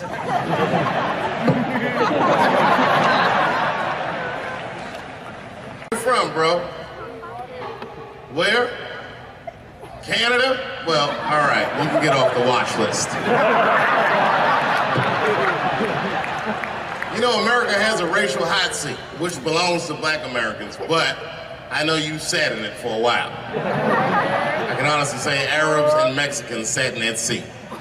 And we, the black Americans, would like to thank you both for your sacrifice and your struggle. Everybody goes through something, but at least I can leave my backpack someplace. If you leave your backpack, you got 20 minutes to find that shit before they send a robot to blow your luggage up. Don't you remember San Francisco when that motherfucking tiger jumped out of the cage and bit those people up? And San Francisco is so gay, the whole city blamed the tiger. No, they blamed the victims. They didn't even say shit about the tiger. They said these people were teasing that tiger. That's irrelevant. Tigers should not be able to jump out of the cage and kill people at the zoo. They said that tiger chased one of his victims 400 yards. Listen, you know how fucking fast you have to run to outrun a tiger for 400 yards? They probably woke up in the hospital with an NFL recruiter standing over his bed. You did good, son. You did very good. I know this isn't a good time, but I'm with the Cincinnati Bengals. Complete coincidence. I think we can tie something in and do something really big with you. One of the guys the tiger bit was Mexican, and the other two were Arabs. I said, who trained this tiger? Homeland Security, like everybody? I gave that tiger some beans. You smell those beans? You can smell that. Go get them. There's some curry.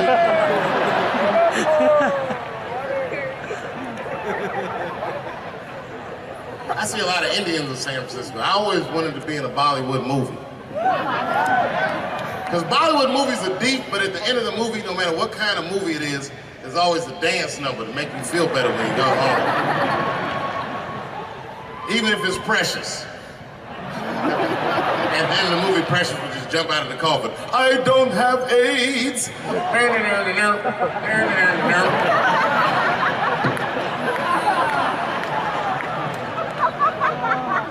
You ever see Precious?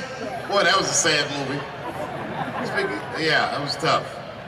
If you haven't seen it, you know all the statistics of living in urban life in America.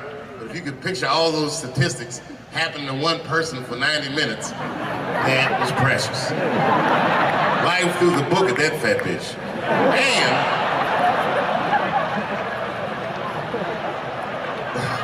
And the music haunted me. Because the music was like, you know, like, I don't know, break beats or something. If they had Eddie Vedder do the score for Precious, I'd have killed myself in the movie theater. They had some of that, like, smashing pumpkins. Precious was morbidly obese. She couldn't read good. She was a victim of incest, and the baby had Down syndrome. Still the first verse, nigga. You gotta see the movie.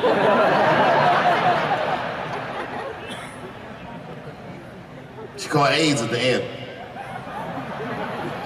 She might have had it the whole movie, but at the end she found it.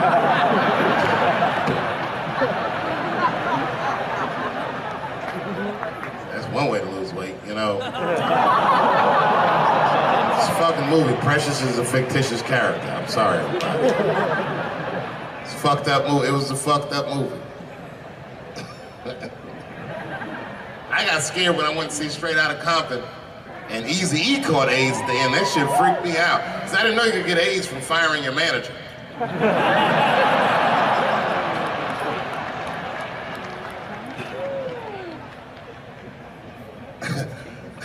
You didn't see Straight Outta Compton? Eazy-E caught AIDS in the last 10 minutes of the movie. He just started, you good, nigga? You all right? Yeah, I'm good. Who catches AIDS like that?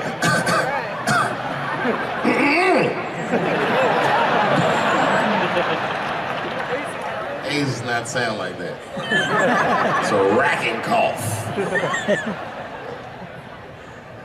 And AIDS weird that a disease came out of nowhere in the 80s that doesn't kill anybody but niggas, fags, and junkies? What kind of disease hates everybody that old white people hate? I think the government hid that shit in disco balls. Only fun people get AIDS. You never see that guy? I think I'm gonna stay home and read a book. That nigga never gonna say, I think I'm gonna just go stay home and cook for myself. You all right?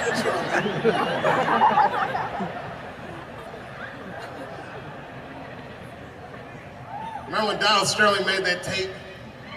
Said all those bad things about black people? That tape was fucked up. But that goes to show everybody, if you get old and white and racist in America, whatever you do, don't tell your black girlfriend about that shit, because that's who made the tape. She taped everything. The tape was embarrassing. He was like, stop bringing these black guys to my games. We were all listening like, well, how you gonna have a game without us? There's gonna be a lot of bounce passes and layups in that shit. And then it turned out the black guy he was speaking of was none other than Magic Johnson, NBA legend and billionaire. Unfucking believable. Didn't even mention the fact that he had AIDS, which is the first thing I would say to my girlfriend. This guy must be very racist if AIDS is the footnote.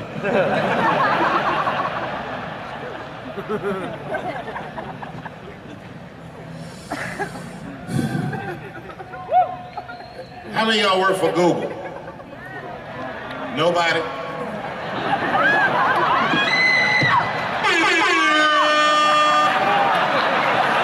Thanks, Fuse. That air horn always pushes the joke through. You ever do something regular, but if you do it with the air horn, it sounds better. Like once I pulled my dick out at a New Year's Eve party. Real traumatic experience. I'd been drinking. It's really fucked up. I had to make all new friends. I did it on the 10 count. The motherfuckers were like, 6, 5. And I'm saying to myself, what if I pull my dick out? They said 3. And then I looked down and said, oh no, it's out!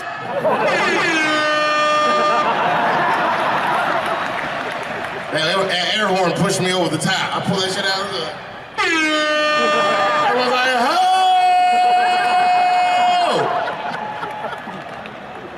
Man, when that nigga pulled his dick out, that really set the party off.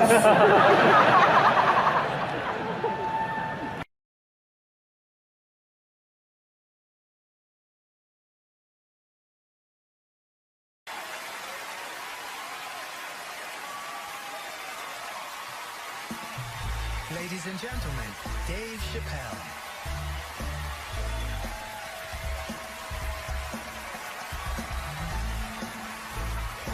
Thank you. Oh boy, I'm very nervous. No pressure. During the civil rights movement, I can't read what's on the teleprompter. Some about black America and white America.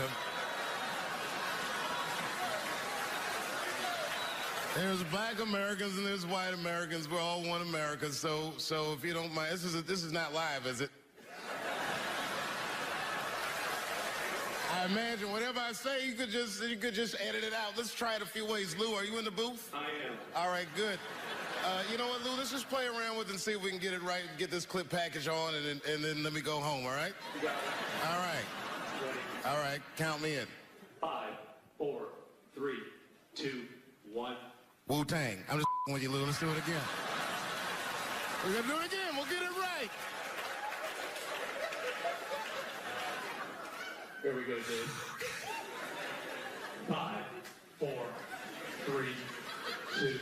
You know, when I was a comedian starting out in Washington, D.C., right here in this city, 1988, I'll never forget this. It was a comedy club owner that banned profanity from his comedy club.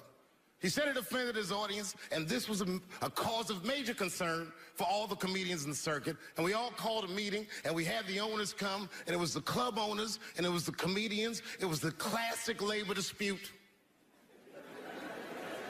The club owners laid out their case. There cannot be profanity in these clubs because that offends people. And there's a comedian who's still a good friend of mine to this day. He lives right here in Washington, D.C. He stood up and he said, he's black, I should tell you because it's important to the story. He says, I use profanity because I live a profane lifestyle. He says, I don't have an insect infestation in my house. I have roaches.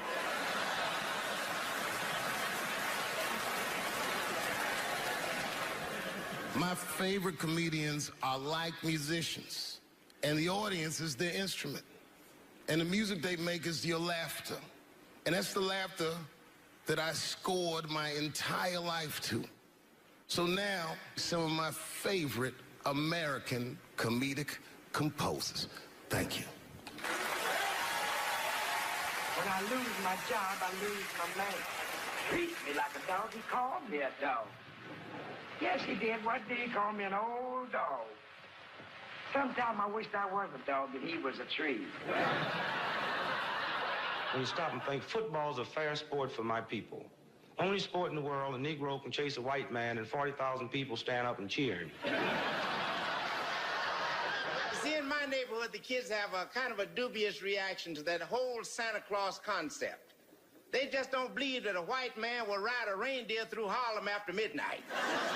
In truth, white friend, it's you that all look alike. But look at the black people around you. We're all different colors. Black walnut, burnt almond, chocolate mocha, pecan, vanilla, yellow, mellow, light, bright, and damn near white. We come from the first people on the earth. You know, the first people on the earth were black people. We the first people had thought. Right? We was the first one to say, where the am I? And how do you get to Detroit? I think maybe like 30 years ago, there was a woman that wanted to sing, and a black lady that sang opera that wanted to sing. What was her name? Mary Anderson. And this place was like segregated, and they couldn't sing here. And here we are, like not even 50 years later, a 22-year-old black man on stage getting paid to hold his. God bless America. I gotta go now. Y'all take it easy. Bye-bye.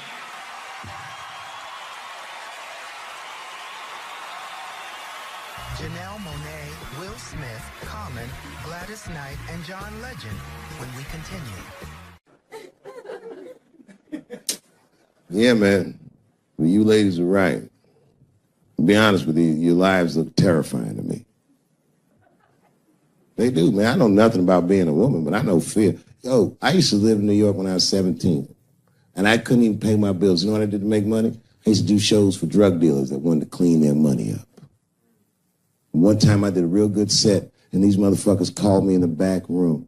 They gave me $25,000 in cash. I was probably 18, 19 years old.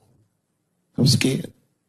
I thanked them profusely. I put that money in my backpack. I jumped on the subway and started heading towards Brooklyn at 1 o'clock in the morning. Never been that terrified in my life. Because I never in my life had something that somebody else would want. I thought to myself, Jesus Christ, if motherfuckers knew how much money I had in this backpack, they'd kill me for it. Then I thought, holy shit. What if I had a pussy on me all the time?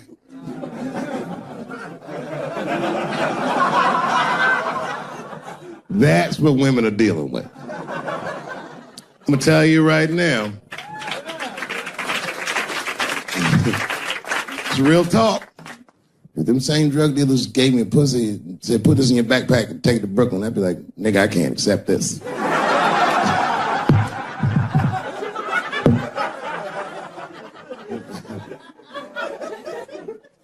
I empathize, man, you know.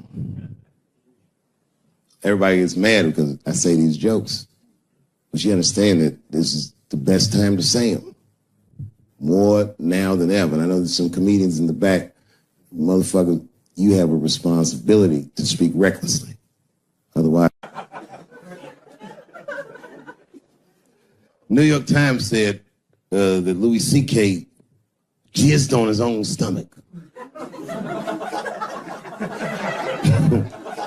You know, I've busted a lot of nuts in my day. None of them were newsworthy. Shit was really gross, because they didn't just say it like I said it. They didn't just say jizz on the stomach. They said it in that fucking Pulitzer Prize winning style that the New York Times has. It was very descriptive, like, you know what I mean?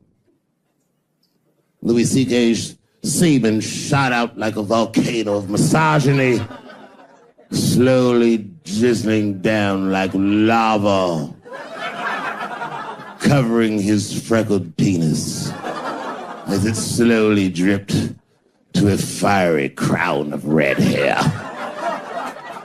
Jesus Christ, I'm trying to eat some huevos rancheros and these niggas is...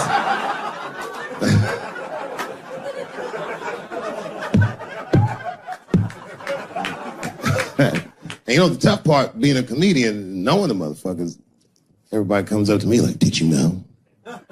Did you know what Louis was doing? No, bitch, I did not know.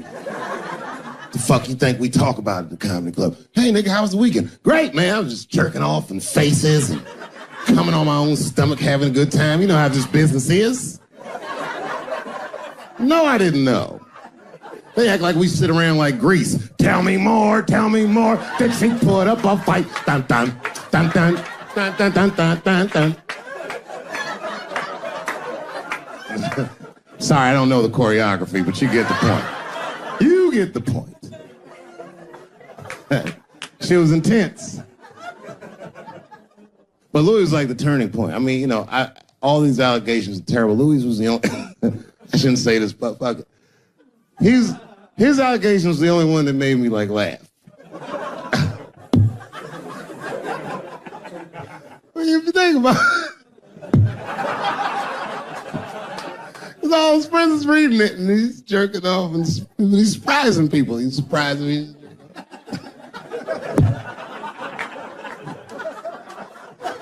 I just picture all the comics in comedy just reading it like, what?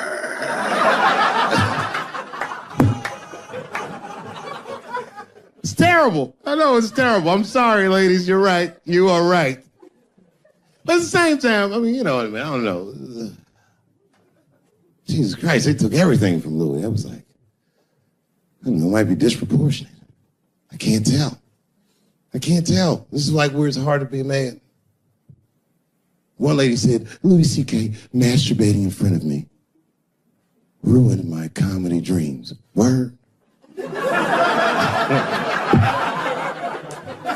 Well, then I dare say, madam, you may have never had a dream. Come on, man, that's a brittle spirit.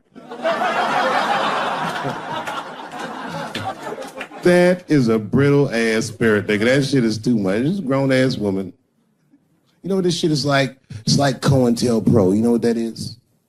It's a program that the FBI had under J. Edgar Hoover. In this program, one of the many things they did was they would track the sexual habits of anyone they considered an enemy of the state. It was a live button. That's why they got all these fucking sex tapes with Martin Luther King fucking bitches. But lucky for us, he actually had a dream.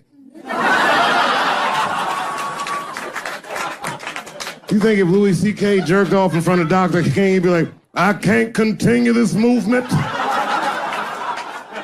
I'm sorry, but the freedom of black people must be stopped. I didn't know this nigga was gonna pull his dick out and jerk off like this. I just thought we were gonna get a couple of drinks and chill. Show business is just harder than that. Them women sounding like, I hate to say it, y'all, they sound weak. I know it sounds fucked up, I'm not supposed to say that, but one of these ladies was like, Louis C.K. was masturbating while I was on the phone with him. Bitch, you don't know how to hang up a phone?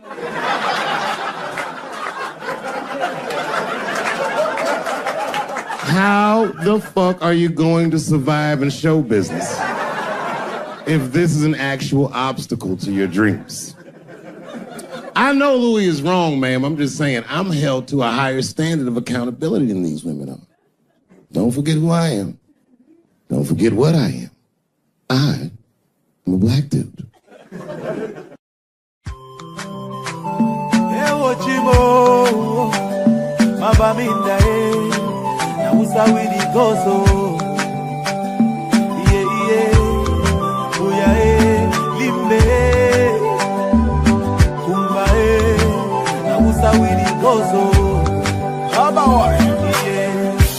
Something is killing me slowly, and I'm feeling so lonely.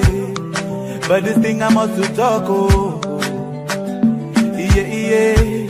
All my people, they for bush, oh.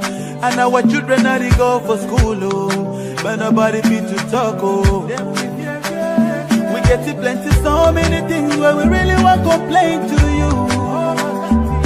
See these people where they kill us, are the people where they got for protect we, yeah. Our children, they for prison. Our leaders, they for prison. Now they calling for dialogue. Now who and who gon' talk, oh. That's why we pray to God. Heal our land, heal our land, heal our land. Cause all our people are dying, and our mothers are crying. Heal our land, heal our land, heal our land. Cause all our children are dying, and our mothers are crying. Yeah. But I don't know what's up, oh, at all, oh. This war is bigger, and one man of it put a stop, oh. So make we put them all together, oh. I see plenty people don't die, and the house they went burn. I saw the people they need so far. Everybody running hurt and skelter. The children they suffer, there is no food and shelter. Our children down the suffer, while the leaders living la vida loca. Yeah. So now we saw we go so Cameroon do. We get it plenty, so many things where we really want to complain to you. That, yeah. See these people where they kill us, now the people where they get for protect we, yeah. Oh, no. Our children they for prison, our leaders they for prison, hey. But they be calling for dialogue. Now who and who got talk, oh. That's why we pray to God. Heal our land, heal our land, heal our land. Cause all our people are dying, and our mothers are crying. Heal our land, heal our land, heal our land. Cause all our children are dying, and our mothers are crying. Okay, let's take a minute of silence for our brothers and sisters who have lost their life in the struggle, and our mothers who are living in the bushes, our children suffering in the bushes with no food and no shelter. We pray that the peace return in our land so that we can live in peace forever. That's what we cry for. We get to plenty, so many things where we really want to complain to you. See these people where they kill us, now the people where they get for protect we, yeah. Our children they for prison, our leaders they for prison, but they've been calling for dialogue. Now who and who got talk, oh.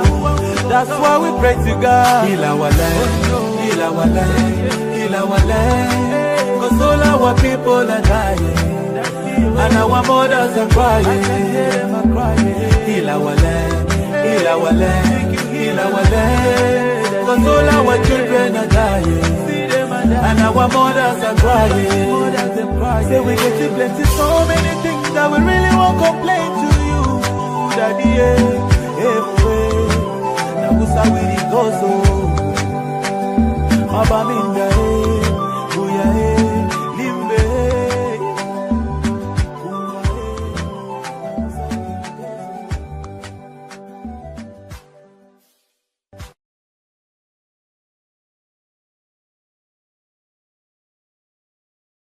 My wife's friend, Stuart, told me that. My wife has a lot of gay friends. Stuart's their leader.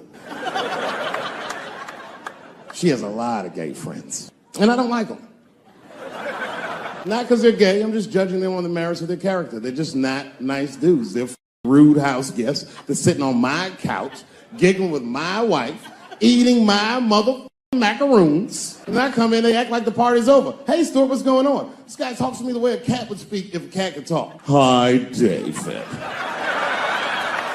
He always wants to have some kind of gay political argument. The last one was about a petition in federal court to take the words husband and wife out of the law. I said, well, why would you want those words out the law? He said, because it discriminates against same-sex couples. I was like, niggas, please save me the semantics. Just trust me. Take your chips and get the fuck out of the casino. You're about to crap out. Go outside, talk that over amongst yourselves, and whichever one of you is gayer, that's the wife. I've never seen somebody in an office so high with the most just basic fucking solutions. We should not let any more Muslims in the country till we can figure out what's going on. Did he just say, figure out what's going on? Who doesn't know how to do basic math? Let's count it out. There's been 17 mass shootings in the United States. 4 of them were done by Muslims. None of those 4 Muslims were from any of the 7 countries in your stupid ass original band. The other 13 shootings were done by the Tiki Torch whites. And you don't see me trying to ban white people from the show to keep the rest of the audience safe. It's a fucking terrible idea because it's mean and it's racist. And most importantly, if there were no white people here tonight, I might leave this bitch with $1,800. This man needs to realize that we all need each other. And that's why we will never, ever be able to beat China. Because everybody in America is racist and everybody in China is Chinese. This guy, R. Kelly, got another sex tape out now. This guy makes more sex tapes than he does music. He's like the DJ Khaled of sex tapes.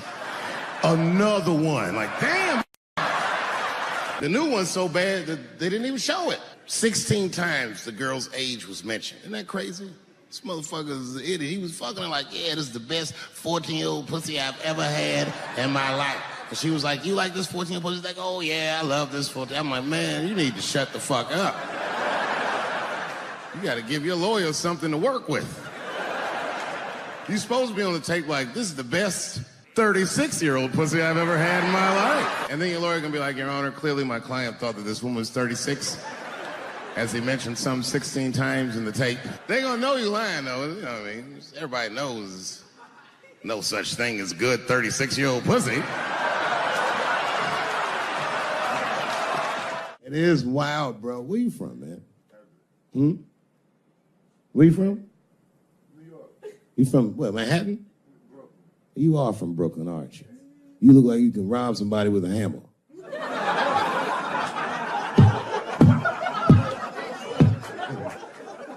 Brooklyn niggas rob you with shit they find around the house. I just got stabbed with a toothbrush. This nigga must be from Brooklyn. I'm fucking around. I think, okay, again, of all those letters, the T has the toughest road ahead. In fact, I think the T should stand for tough road ahead. They've got the longest mental gap to bridge. That's all I'm saying. Because, you know, whenever I see one of them T's on the street, I don't mind them, but I'll be like, man, I miss Bruce. I'm sorry, guys. I'm 42. I remember Bruce Jenner. Before the Kardashians, before all that, this motherfucker was a white American superhero. It was amazing. He was beating Africans at track and field. We'd never seen anything like it. He was on my cereal box growing up. You know how much of that cereal I ate? Nigga, I didn't know he was gonna do that. I knew before you guys knew. I heard things on the street in Hollywood. You know, you just be out, see people. Hey, what's up, Kanye? Why the long face? Nigga, you'll see. I got 2 mother-in-laws now. There was a big dance coming up in the middle school. I was 12 years old. I said, Dad, can I go to the dance? He said, of course you can go to the dance. I want you to get out and meet some more kids. I said, great. It costs $3 to get in. And my dad said, ooh, sorry, son, I don't have it. I was like, what the fuck? You don't have $3? Well, then how are we alive, Dad? Dad said, if you want to go to the dance bad enough, I'll tell you what, there's some money in the change jar, get the money from there. I was 12 years old. That's what I did. I showed up to the dance early. There's a long line of kids waiting behind me while I'm at the door trying to count out 300 pennies to get inside. I will never forget this shit as long as I fucking live. Oh, man, you know, if you've been poor, you know what that feels like. You ashamed all the time. Feels like it's your fault. And all them kids was laughing, ha, ha, ha. Look how poor Dave Chappelle is. Like, when I think back at it, that's really the only time in my life that I ever thought to myself, I should kill everybody at school. No, this is what I mean. Okay, look, okay, you're an Asian dude. No, I say this with no disrespect, but we're all Americans, right? And we can agree that America has a huge body count all over the world, but nowhere more than Asia. Literally, if you look at history, recently, we have bombed the masculinity out of an entire continent. We dropped 2 atomic bombs on fucking Japan, and they've been drawing Hello Kitty and shit ever since.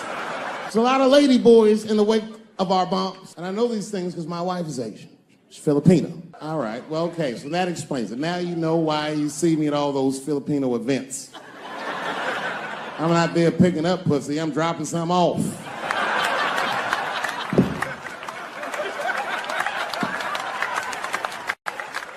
I take my wife to all that shit. I took my wife to see Pacquiao fight Mayweather. We sat ringside, okay? That was a quiet car ride home. That's what that was.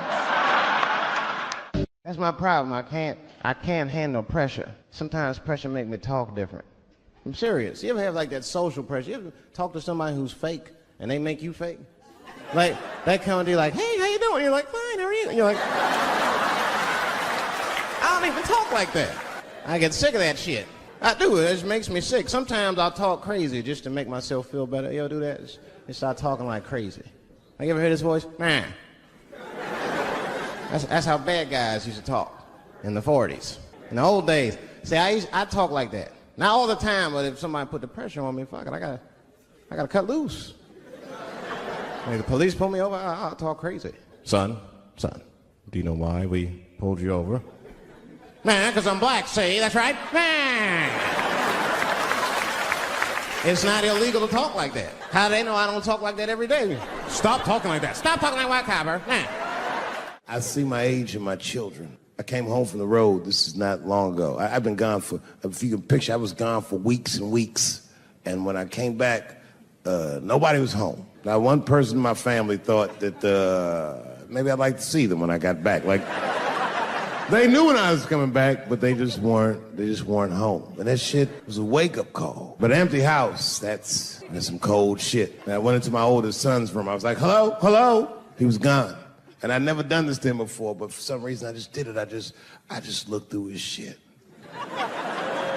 Just to see who this motherfucker was becoming. And I found these notebooks and I started going through the notebooks and there was all this wonderful poetry in them. And then I looked through his drawers and I opened up his middle drawer and I found this rolling paper. And I looked down at them papers like, oh, that's where that poetry's coming from. I'm doing a show somewhere, and I'm on stage, and I was a little drunk, you know. I figured to be safe, because, you know, everybody's phones are locked up. And I went in on this kid. I was talking all kinds of shit. Now, I didn't know that there was a journalist in the audience. Took impeccable notes. He told everybody everything I said. He was even putting the jokes in the headline. The headline said, Dave Chappelle says he wants to smash a dollhouse over Juicy Smouye's head. And I thought for sure when I read that headline, I said, well, that's it for me. I'm canceled. Lucky for me, that very same day, the Chicago police caught the motherfucker that actually did it. And hilariously, they were both Nigerian. Not only were they not white, They were very, very black. They were Nigerian, which is the funniest shit. The whole story is funny.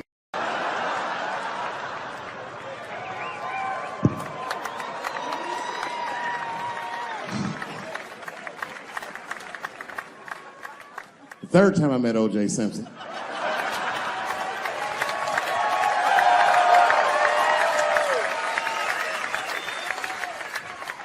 Third time I met O.J. Simpson, I was doing great in life. I just finished the second season of Chappelle's show. Man, those were good days. I was playing a comedy club in Miami, the Improv. I don't know if you've ever been, but if you have, you'd know. The door for the green room is right on the stage. Can you imagine such a thing? If I walked out of the door of the green room, bam, I'm just right here. It's right from the dressing room. And I did that. I walked out, and the whole crowd was like, hooray! And I looked, ma'am, as close as you are to me, I saw him as soon as I came out, the Juice. And I saw recognition in his eyes, and it filled me with pride that he knew who I was. I didn't acknowledge his presence because it was a white audience, and I didn't want to start a panic.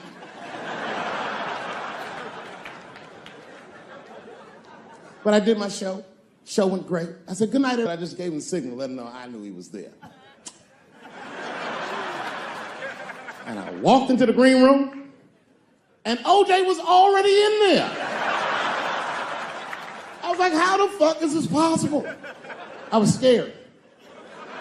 And then my friends came in, and we all started talking.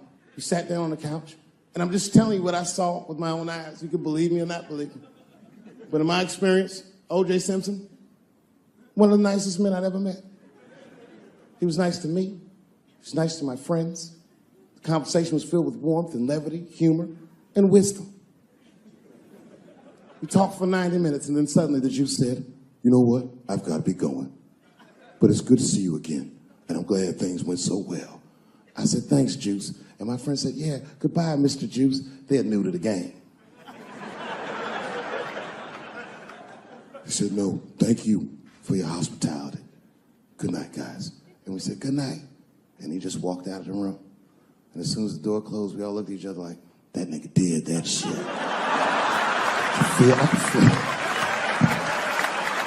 I could feel like murder in the room.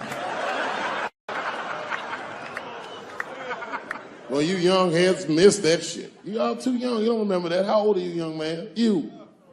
24? You don't know shit. You don't know shit. You gotta Google shit that I lived through. See, this is why I lock motherfuckers' phones up. Seriously. Because the young kids, you guys, look, you need to take a break from that. We all need to break just from that technology, just for a minute.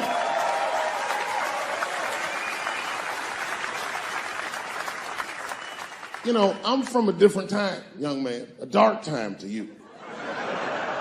I'm from a time that I didn't even used to know who was on the phone until I answered the shit.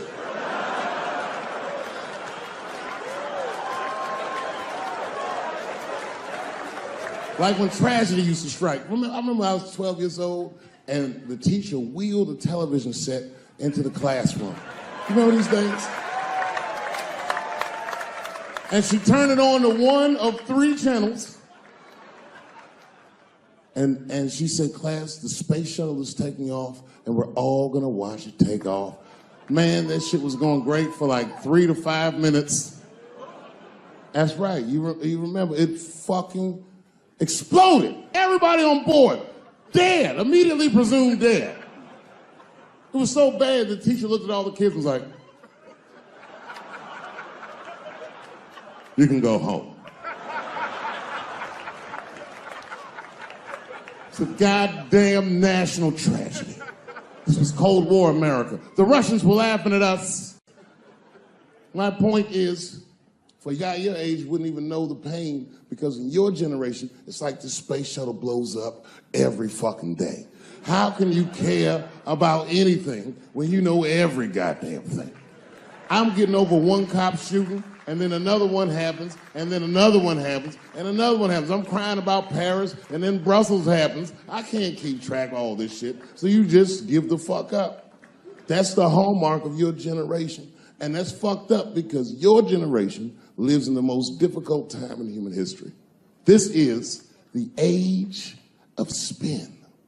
The age where nobody knows what the fuck they're even looking at. Did you know that Planned Parenthood was for abortions? It's for people that don't plan things out at all.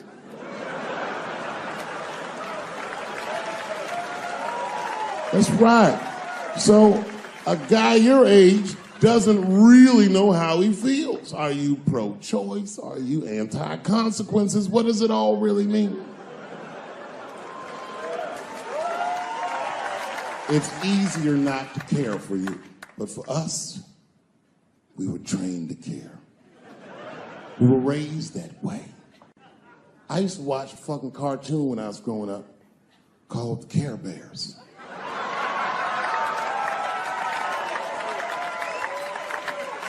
It was about a fucking group of teddy bear people. They were like teddy bears, but they were like people, and they were all different colors, and they all fucking just walked around caring. They cared about each other and everything else.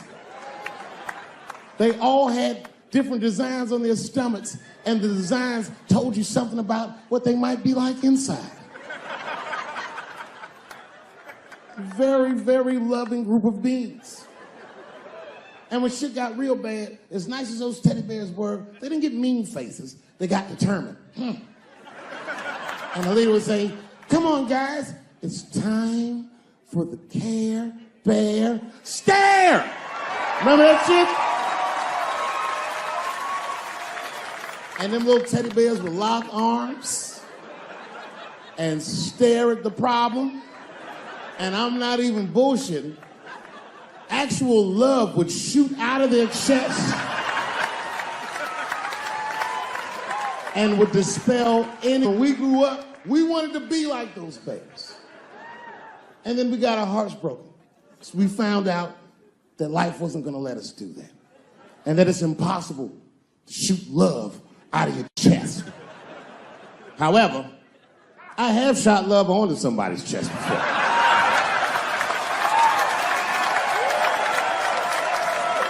I do it all the time. It's the next best thing.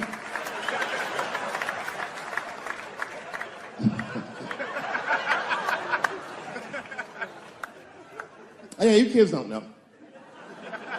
Your generation is just determined to be angry, mad. Everybody's mad. Back when we were growing up, only black people were mad. Now, everybody's just trying to get in on the act. I try to think to myself, well, when did everyone get mad? And then I realized this happened before we were born. This is a long way to go, but probably started in the Second World War. Think about it. All these black men, millions of black men, leave the United States for the first time, go over to Europe with America's armed forces and fight the Nazis and make more money fighting Nazis than they ever dreamed they would make in the United States. And a lot of those men, while they were in Europe, just to be real, not to be crass, a lot of them probably got their dicks sucked. Gentlemen, this was World War II Europe, and these were desperate times, and penises were being sucked for shoelaces and chocolate and very frivolous things. And it's very hard to come back to America and sit on the back of the bus after you've been in the south of France getting your dick sucked for a Crunch bar or some crazy shit like that. That's a life-changing experience. And while that was happening in Europe, here in America, for the first time, women entered the workforce en masse by the millions. All the men were gone. Someone had to run the factory. The ladies did it. That's right. This was the first generation of American women to have independent income en masse. And when the men came back, the women weren't the same. American women had grown. They were uttering phrases that no woman on earth had ever spoken before. Things like no and shut the fuck up and I don't feel like it.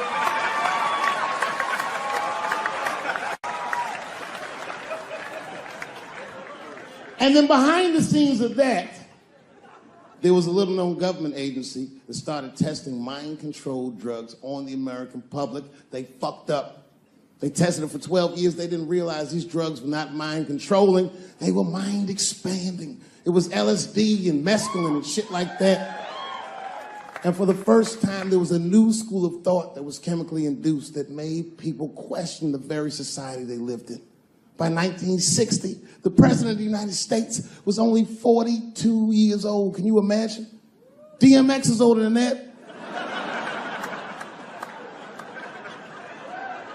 And he was going to usher in a new era of peace. He was going to avoid the Cold War. He was going to end segregation. And they blew his fucking brains out in front of everyone in Dallas. This country was never the same. There were 7 more major assassinations in the 60s.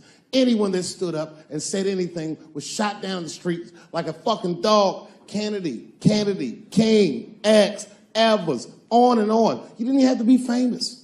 You could be a college student at Kent State or in Mississippi protesting the Vietnam War, and they shot them too. Wild era. And while all this was going on, Bill Cosby raped 54 people.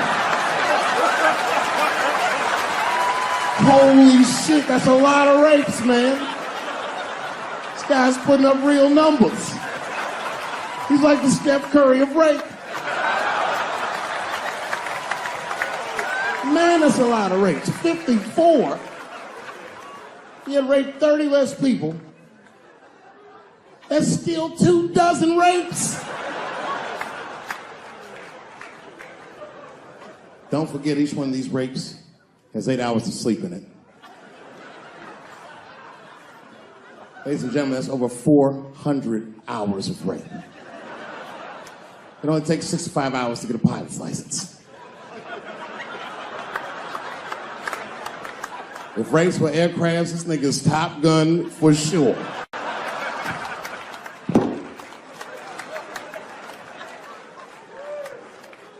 Yeah, that's a tough one. You know, and I was on stage not too long ago. I was in Syracuse, New York. Yeah, well, yeah, for Syracuse, but the show didn't go so good.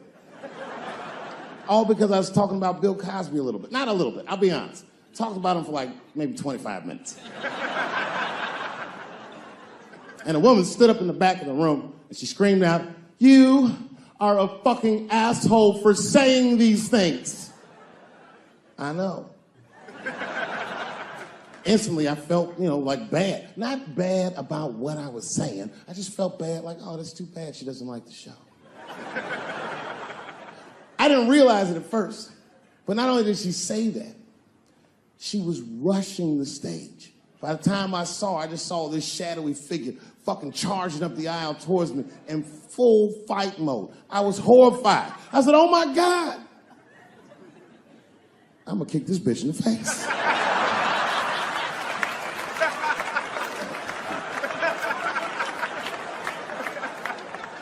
Lucky for me, I didn't have to. Scuffle ensued. And then, finally, she screamed out to me, "Women suffer." I said, I know. And ladies, I need you to know that I know. I need you to know, seriously, there's a lot of men in this room that identify themselves as feminists. I would include myself in that. Don't ever forget, we all have mothers and daughters and sisters and wives, and we want to see all these women do well and not be held back by their gender. There's a lot of men like that in this room. There's a lot of men like that in the world, or as we are known on the streets, bitch-ass niggas.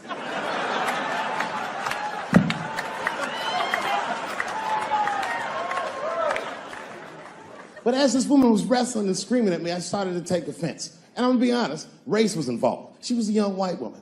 Well-intentioned, but it's like not thinking it all the way through. Bitch, how the fuck are you going to yell at a black man about discrimination?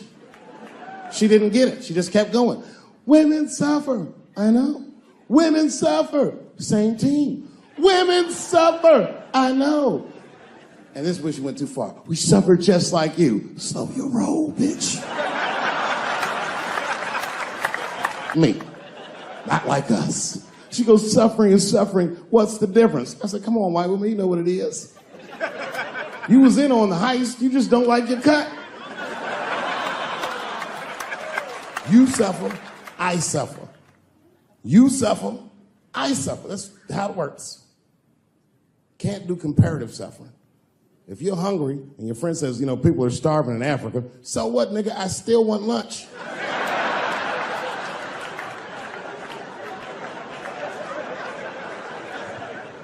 Black people know about comparative suffering, and you know this is a fucking dead-end game. Blacks and Jews do that shit to each other all the time. You ever played Who Suffer More with a Jewish person? It's a tough game. Whenever you think you got the Jewish guy on the ropes, that motherfucker will be like, well, don't forget about Egypt. Egypt? God damn, nigga, I didn't know he was going all the way back to Egypt.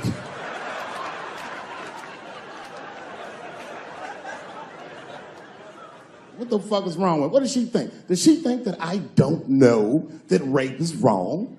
Does she think that maybe I don't have empathy for Bill Cosby's alleged victims? And I would be remiss if I didn't remind you that technically these are all still allegations.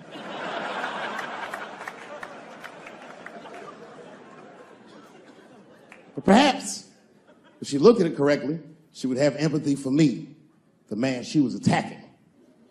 42-year-old black comedian.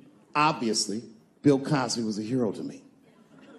And she doesn't know what it feels like to think that your hero might have done something so heinous. My God, you can't imagine. It'd be as if you heard that chocolate ice cream itself had raped 54 people.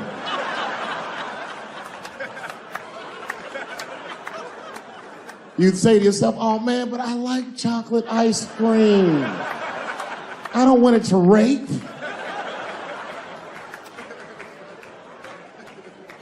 Didn't want to believe it. At first, I didn't believe it. I was like, man, these people are obviously trying to destroy Dr. Cosby's rich legacy. Even 34 allegations into it, I was still like, man, probably only raped 10 or 11 of those people. I know. Boy. Yeah, tough time for the blacks. I'm not gonna say nothing about the police. I'll leave that for Chris Rock.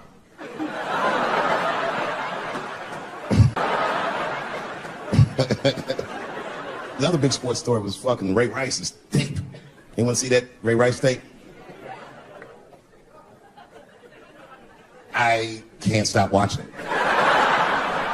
It's fucking awful. It's the most violent thing I've seen happen to a woman that was shot in color.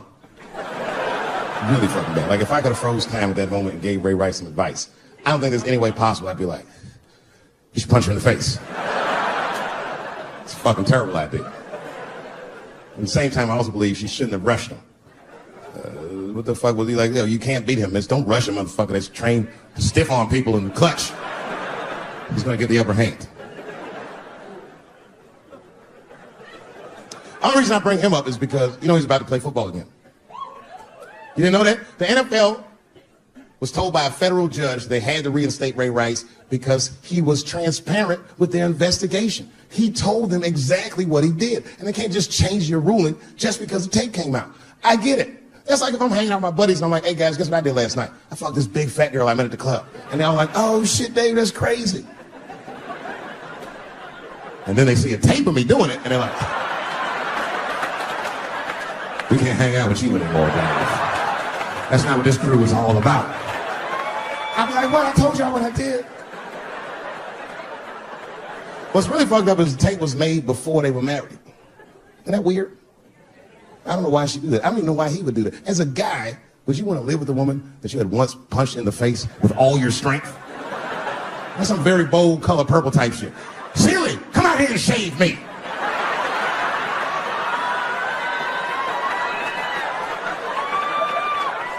You know your fucking mind? I had to ask an older friend of mine just to get some perspective. This older black dude. Actually, the fairest person I've ever met. And I asked him, I just said, hey man, I said, did you see that Ray Rice video? And instantly he was like, David, that shit was disgusting. And then a moment later he goes, I wonder what she said to him. I don't think that matters. I think the idea is you're not supposed to punch her in the face. My wife says terrible shit to me. My wife once called me a pussy in front of dinner guests. I know, I started to get mad, but then I was like, fuck it, she's probably right. I am a pussy, I admit it. I'm soft and warm and persuasive like a real pussy. Right. And then I told her, I said, and if you don't take care of me properly, I might stink like your pussy. Oh, we fight dirty at the Chappelle household. It's not a big deal. No. If you want to get to the bottom of a matter of the heart, what you're supposed to do is ask a woman. Now, actually, there's two women that I know. They're both college professors in this little area I live in. And I meet them twice a week at Starbucks for coffee. Talk about important shit. And I asked the girls who was in the coffee clutch, I said, yo, why y'all think that this woman stayed with Ray Rice after he punched her in the face with all his strength? And one of my girlfriends said, David, you need to wake the fuck up. She's staying for the money. Well, now, wait a minute, because my other girlfriend was like, I disagree. I think that she actually loves him. And I said, wait a minute, ladies, you know what? I think that you're both right. And what I was doing when I said that was preserving the possibility of a threesome with these bitches. I've been chipping away at this pussy one cup of coffee at a time for like 4 years. I was gonna throw all that hard work away with some Ray Rice shit. I don't care that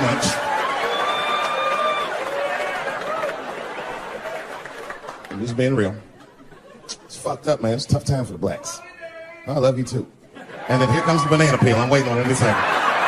You know that's how it starts. I saw on the paper today that the guy that threw the banana at me got arrested again because he threw a banana at another motherfucker in a bar in Santa Fe. Look it up online after the show. He actually did that. And that guy was black too. I'm just saying. And you know what the guy said he did it at night? He said, I did it because Dave Chappelle is racist. So, nigga, that's not the best way to handle that if I am racist. What if Martin Luther King just went around throwing tuna casserole on white people? Would that work? Huh? I seen your girl bubbling. She's drunk as hell, buddy. Listen, sir, I don't know what she's saying, but just take my advice. Get some water in her, or you're going to have some dry pussy when you get home.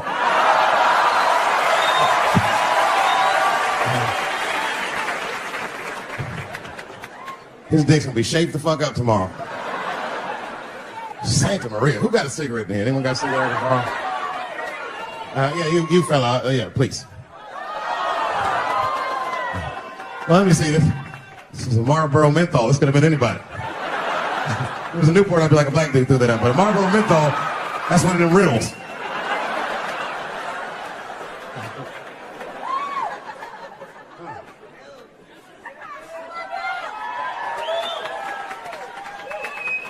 Is the word pussy offensive? All right, just checking. I asked that crowd when we was in Denver, I said, is the word pussy offensive? And the whole crowd said no, except for two people. One was a woman in the front. She's older than me, maybe around my age. Definitely a feminist. You know what I mean? Short haircut, plaid shirt, you know what I'm saying? And she didn't say it offended her. What she said is, she said, I'm uncomfortable with that word. And I was like, really? You? And then before I could ask her why, there was one other guy, he was in the balcony. Now, I don't think he was saying this to me, but he said this. Everybody heard him say it. He goes, it's delicious.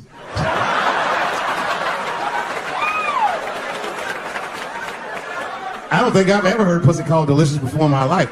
Now, this is not to say that it's bad, but it's definitely an acquired taste. I don't think any of us tasted pussy our first time like,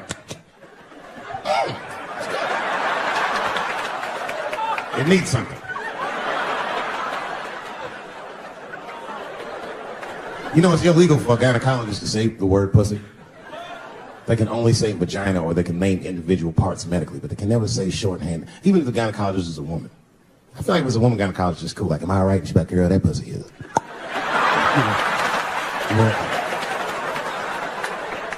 I don't think men should be allowed to be gynecologists. That shit is a conflict of interest. Even when my wife was pregnant, we used to go to the gynecologist. And he put her legs up in that stirrup like this. He'd be like, all right, Mr. Chappelle, just try to relax. I push, back up, motherfucker, I got this. Just tell me what to look for.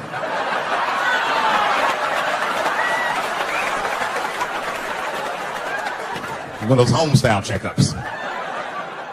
There's too many ethical questions when men do that. Like, can a gynecologist lose their license for smelling their fingers during an exam? Is that illegal? How could they not? These are men. It's like if you have a good barbecue, you don't even think about it. You just...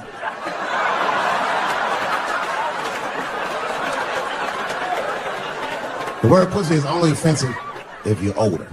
People my age and younger, I don't think we dance to that shit. The song come on the radio, it's I beat the pussy up. That's on the radio. I beat the pussy up. That's a pretty harsh song. It's like nothing like a love song. There's no tracks of his tears, no midnight trains to Georgia. This man simply beats the pussy up. Unbelievable. You don't even know if he's having sex with these women. They might just pull their pants down. He'd be like, bah! G-Unit. Like he'd be watching HBO. Hi, I'm Larry Merchant standing here ringside with the pussy after a devastating bout with 50 Cent. Pussy, come over here and let me talk to you for a second. My God, you look terrible. Your lips seem to be swollen. You're bleeding a little bit. Tell me, pussy, what happened inside of that ring with 50? I don't know, Larry. I felt really good in the first round. I was ready to fight. It's warm and moist, and I don't know. You just hit me from angles I wasn't expecting. Front, left, backside surprised me the most. Well, pussy, let's take a look at round 4. This is where it all went wrong for you. Here you come out of your corner, pussy. You're fighting really good. It looks like you got 50 with the right and the left, but then 50 slips your jab, and there, right there. You see that? He punches you right on that little bean thing you have on top of your head. I don't know what that is. But there's 50 just pounding away at that bean over and over. Now, pussy, tell me, what goes through a fighter's mind when their bean gets rattled around like that? I don't think I was thinking anything, Larry. You know, I'm a real good defensive fighter. It's real hard to get to me. I've never been punched directly on my bean before. As a matter of fact, most fighters don't even know that bean exists. I guess he just hit me, then I lost control of my legs. I don't know what else to tell you. I like when Lil Wayne talks about pussy. Lil Wayne used to have that song. He say, I got a bitch that plays movies in my jacuzzi. And then it goes like this. Pussy juicy. That shit always makes me laugh. Because no guy says that. Only Lil Wayne says some shit like that. If you was fucking a girl, she's like, is this pussy good? And I'm like, it's juicy. It's good. Pussy was juicy. That's why I'm not Lil Wayne. Because if I was in a hot tub with a girl and I could tell that the pussy was juicy while I was in the hot tub, I'd probably get out of the tub. I'm a germaphobe. I just picture Lil Wayne like, what is this strange oil floating in my hot tub water? It's pussy juice. That shit was so funny to me, I must have wrote like no less than 40 jokes with the punchline pussy juice. And all of them worked to some degree 100% of the time. I'll do one more just so you believe it, okay? All right, and this next piece, it's a special episode of CSI. For some reason, Lil Wayne's guest starring as the lead detective, okay? That's the setup. Are you ready? Here it goes. Has anyone else been on this crime scene? No. It's very strange. This place is virtually undisturbed. No forced entry. No sign of a struggle. Shine your flashlight right here. To stick at something. What is this? What is this? It glistens in the light. Smooth to the touch.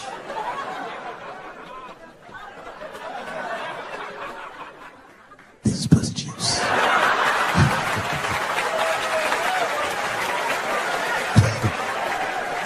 She must have been sitting Indian style.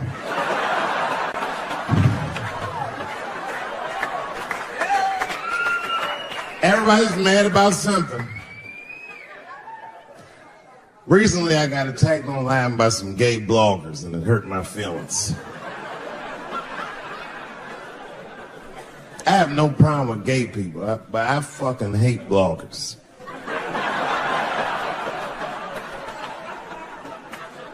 I'm not saying it because this person was gay. They was acting like a bitch online. They was like mischaracterizing my jokes, trying to make a point off of me.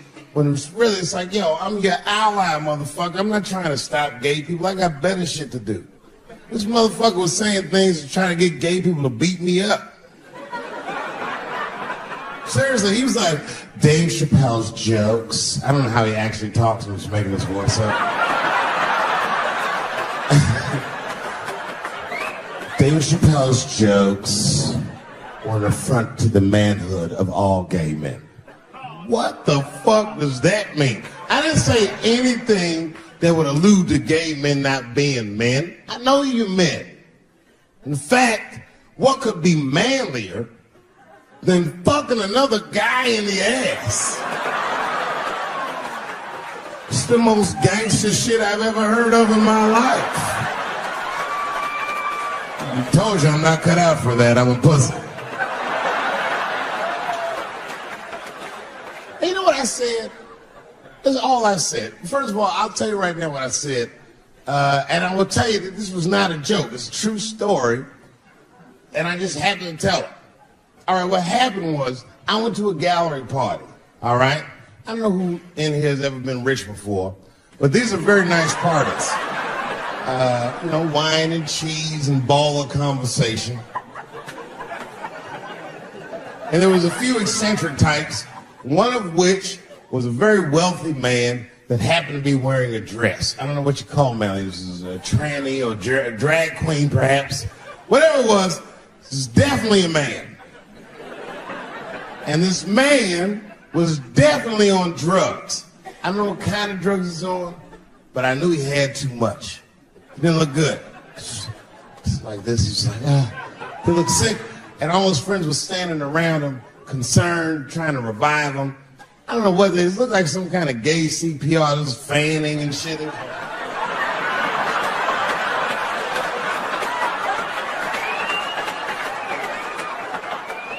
I saw all this from a distance. Now, I should have minded my own business, but I got curious. I was like, oh. And I went over there. All I said, excuse me, gentlemen, is he okay? And then they looked at me like I was evil. She is fine. I said, word? Oh. I'm sorry, I didn't know this is what we were doing. Here's my thing. I support anybody's right to be whoever they feel like they are inside. I'm your ally in that. However, my question is, to what degree do I have to participate in your self-image? Is it fair that I have to change my whole pronoun game up for this motherfucker? That doesn't make sense. Seriously. If I put on an Argyle sweater and I'm like, hey everybody, I feel like a white guy in this sweater and I want some goddamn respect and a bank loan. It's not gonna work. Give a fuck how I feel, why should I give a fuck how you feel? Nick? Picture a famous person you like. Every famous person you could imagine was at that show. It was like the biggest night that Hollywood had ever seen. And when that guy tackled me, he cleared the bleachers. I had to watch the tape afterwards to know this happened, but as soon as he tackled me, Jamie Foxx was the first motherfucker that jumped out of the crowd. He was wearing a white cowboy hat like he knew this shit was gonna happen to him. Never seen this nigga in a cowboy hat before. And Jamie started chasing that motherfucker around like any given Sunday. And that kid was fast as shit, was juking and shaking, and they broke Jamie's ankles, and he just kept running. And then Jon Stewart from The Daily Show ran from backstage and jumped at this motherfucker like Super Jew. He was like, ah! And the kid seen Jon coming, so he jumped back, and Jon went flying that way. And this kid was fast. And then he turned around. He sees the emergency exit. He starts running for the emergency exit. Just before he got to the door, motherfucking Puff Daddy from Bad Boy Records jumped in front of the door. That nigga was like,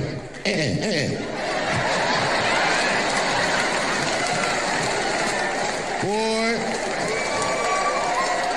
Puffy got that motherfucker. And then every celebrity just ran out because every celebrity saw themselves in me, and they just started beating the fuck out of that kid. And I know Chris was backstage looking like, nobody helped me.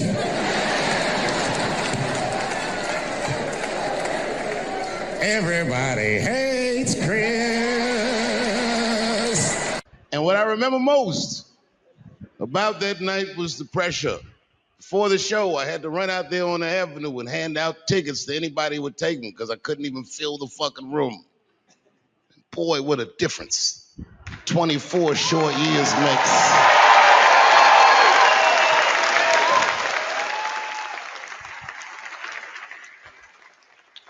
And right before that time, my father had died. He never lived to see me do it. And when he died, I was inconsolable. I thought I'd never smile or laugh again. And the only thing that got me out of that space was a comedian friend of mine, the late, great Norm Macdonald. That's right. Shout out to Norm. And what Norm did, which I'll never forget, is he knew that I was the biggest Jim Carrey fan in the world. Now, I'm not going to go all into it, but Jim Carrey is talented in a way that you can't practice, rehearse. What a God-given talent. I was fascinated with him. And Norm knew that. And he called me up and he goes, Dave, he says, I'm doing a movie with Jim Carrey. Do you want to meet him? And I said, fuck, yes, I do. And it was the first time I could remember since my father died being excited. And the movie was called Man on the Moon. I didn't know any of this. And in this movie, Jim Carrey was playing another comedian I admired, the late, great Andy Kaufman.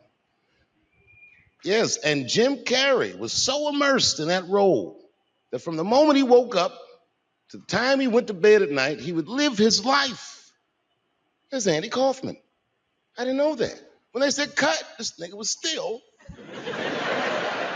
Andy Kaufman. So much so that everybody on the crew called him Andy. I didn't know any of that. I just went there to meet him, and when he walked into the room where we were supposed to meet, I screamed, Jim Carrey!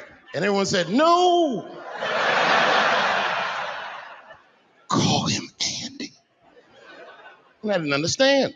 And then he came over and he was acting weird. I didn't know he was acting like Andy Kaufman. Just like, hey, how you doing? And I was like, hello.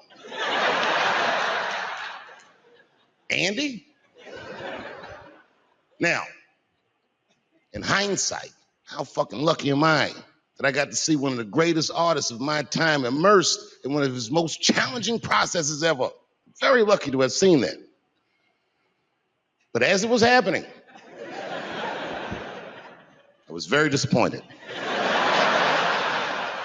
Because I wanted to meet Jim Carrey, and I had to pretend this nigga was Andy Kaufman all afternoon. And he was clearly Jim Carrey. I could look at him and I could see he was Jim Carrey. Anyway, I say all that to say, that's how trans people make me feel. My wife's friend, Stuart, told me that. My wife has a lot of gay friends. Stuart's their leader. She has a lot of gay friends. And I don't like them. Not because they're gay, I'm just judging them on the merits of their character. They're just not nice dudes. They're rude house guests. They're sitting on my couch, giggling with my wife, eating my mother macaroons. And I come in, they act like the party's over. Hey, Stuart, what's going on? This guy talks to me the way a cat would speak if a cat could talk. Hi, David. He always wants to have some kind of gay political argument. The last one was about a petition in federal court to take the words husband and wife out of the law. I said, well, why would you want those words out the law? He said, because it discriminates against same-sex couples. I was like, niggas, please save me the semantics. Just trust me, take your chips and get the fuck out of the casino. You're about to crap out. Go outside, talk that over amongst yourselves, and whichever one of you is gayer, that's the wife. Okay. Before I did Killing Them Softly, when I was 22, HBO gave me the biggest opportunity of my life at that time. They gave me a half-hour special, but this shit was not like a special, you know what I mean? It was like, it was generic. It didn't even have a title. It was just Dave Chappelle. And I shot it in San Francisco at a place called Broadway Studios, which is on the second floor of a building. And beneath Broadway Studios is a nightclub. And the special was only supposed to be 30 minutes. And I got ready, I practiced, I did all the shit I was supposed to do. And the night that I taped, 20 minutes into my 30-minute set, I'll never forget this, music started blasting from the nightclub underneath. You could hear it real loud, and it fucked my whole show up, and I was devastated. I was a young man. I really believed in what I was doing. And I thought that my dream had been killed. So when I got off stage, I ran down the steps to the alley behind Broadway Studios and where the control trucks are parked, and I kicked that motherfucking door open, and I started yelling at all the producers. I was nobody in show business, just a guy that believed in us. I said, man, so you fucked everything up. That fucking music, what the fuck were you thinking? And there was a guy who was a big-time producer, I ain't saying no names, and he stood up, and he said, hey, kid, sit the fuck down. He said, we didn't ruin anything. He said, we made a deal with that nightclub to not play music, and they didn't honor the deal. And I said, who didn't honor the deal? And he pointed to a guy. I'll never forget it. It was an old white man sitting in the Ford Taurus by himself. And he said, that guy right there. And I didn't waste no time or ask no questions. I went to that Ford Taurus, and I beat on that window, and I said, open the door, motherfucker, I want to talk to you. And that old man looked at me for 1 second and wisely drove the fuck off. And left me in the alley cussing at anybody who would listen. And 2 minutes later, literally 120 seconds later, couldn't have been any more than that, the doors of the kitchen in the alley of that nightclub underneath Broadway Studios flung open. And that old man was standing there, that same old man with reinforcements. He had 2 big goons with him, and he looked at me, and he was calm as a cucumber. He said, you, come here. I want to talk to you. I didn't know anything about the streets at this age. But I found out later in my life that these men were Russian mobsters. And I don't know what you guys know about the Russian mob, but these are the niggas that killed Denzel in Training Day.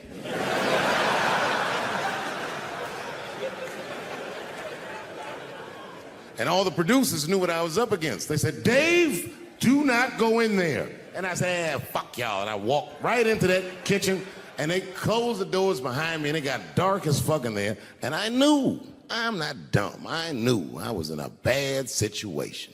But you have to understand, I believed in what I was doing, and I didn't give a fuck. Just kept cussing at these motherfuckers, telling them how they ruined my life.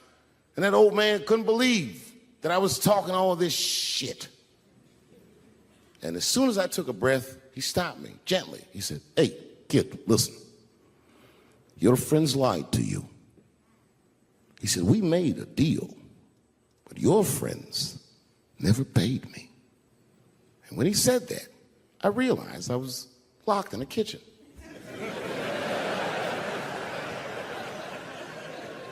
I realized he was telling the truth, which would make me wrong.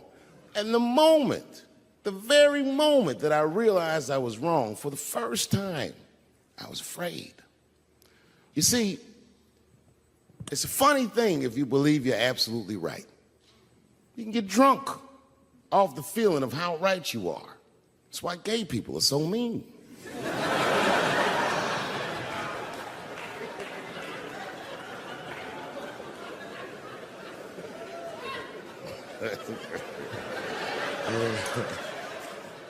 But I didn't buckle. You guys would have been very proud of me. I was scared, but I didn't buckle. I said, well then, sir, I owe you an apology. But I believe that no matter what reason that music was playing, it ruined my life. And that old man looked at me with sympathy in his eyes. And he walked over to me and he gently placed his hand on my cheek, which I gotta tell you, is a very emasculating thing to do. I was standing there looking at this nigga's hand on my cheek like,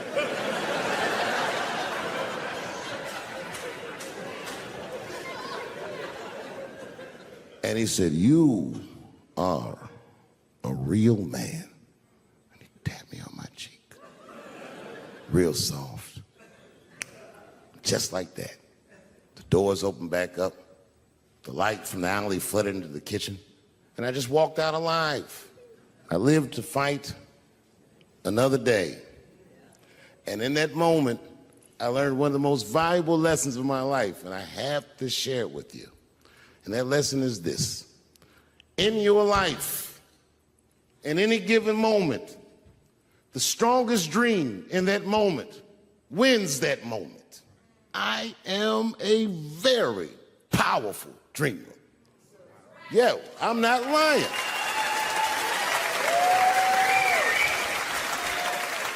I dreamed tonight, this very night, as a 14-year-old boy, and I am living it as a 50-year-old man. My dreams are very strong.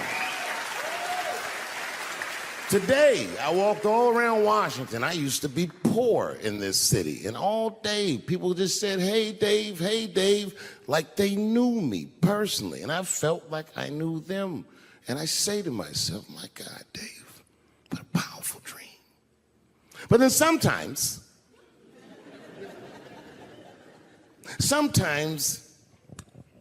I feel regular. Just feel like myself. Maybe I'll smoke some weed and be at some nightclub and feel shy. But I'll look across the nightclub and I'll see some guy that no one's ever heard of. But this nigga worked all week and got bottle service. And his bitches bringing Moet with sparklers to him. And I picture in my mind he's Persian. He's doing some kind of weird Persian dance. And he got 6 bitches at his table because he got so much liquor, and they all call him saying, go Cena, go Cena. And I'll be looking across the room like, oh my God, I'm in that guy's dream. I can hear him telling his friends, hey, how was the club last night? Man, that shit was fantastic. I had bottle service. I seen Dave Chappelle across the club looking at me like, ooh, who is that? And that's the trick to life. You have to be wise enough to know when you were living in your dream. And you have to be humble enough to accept when you're in someone else's. It's why I don't judge between Will Smith and Chris Rock. Because you guys look at them as big ideas, but I look at them as fellow dreamers. I can't judge between them because I see myself in both of them. I am Will Smith. I am the man that cannot take it anymore and will slap the shit out of the next person that says a crossword to me or somebody that I love. And I am Chris Rock.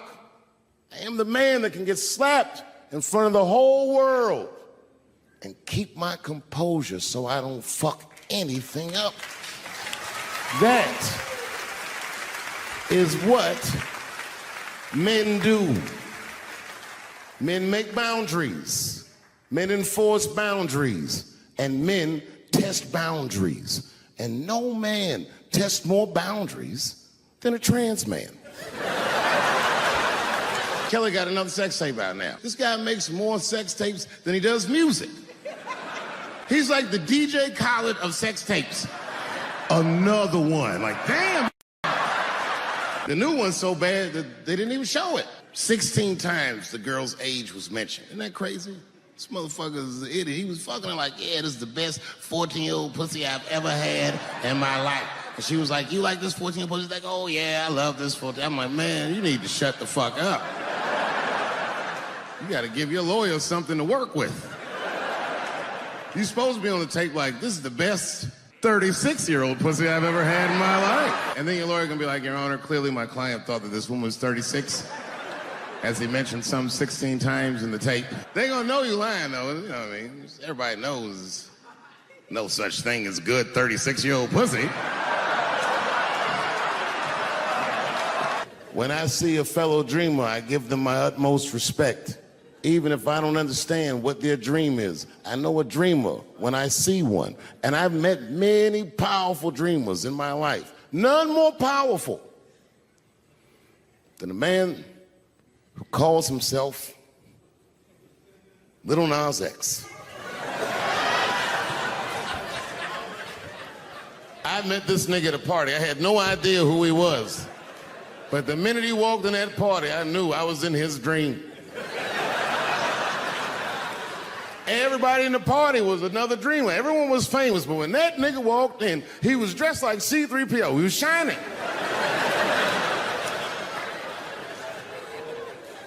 And everyone was like, oh my God, there he is. That's Lil Nas X. I didn't know who he was. And for some reason, out of all them dreamers, he walked right up to me. And he said, I tried to get you in my video. I didn't know what the fuck he was talking about. I said, what? what video? And he just looked at me like, you know what video, and walked away. And I watched him walk away. I said, man,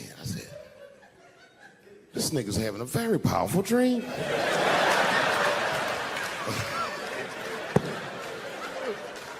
You know what it reminded me of? It reminded me of when we was in grade school. Remember in grade school, the teacher would ask everybody what they want to be? Timmy, what do you want to be when you grow up? And Timmy acted like he had an idea. He'd stand up, he'd say, I want to be a fireman. And the teacher would say, Timmy, that is a beautiful dream. But Timmy didn't mean it. Timmy said he wanted to be a fireman because deep down, Timmy's attracted to fire. And by the time he's 14 years old, this nigga's a full-blown pyromaniac, playing with kerosene and matches like a goddamn expert. And then one night he goes downtown with his buddies, fucking around with fire, and burns a warehouse down. And he doesn't know it, but there's 13 migrant workers from El Salvador, and they're in that motherfucker. They get trapped, and then they die in the fire. Isn't that a tragedy? It was an accident. He's only 14 years old, but he's black. So they try him as an adult. And Timmy ends up spending the rest of his life in jail. Dream deferred. Burp, burp.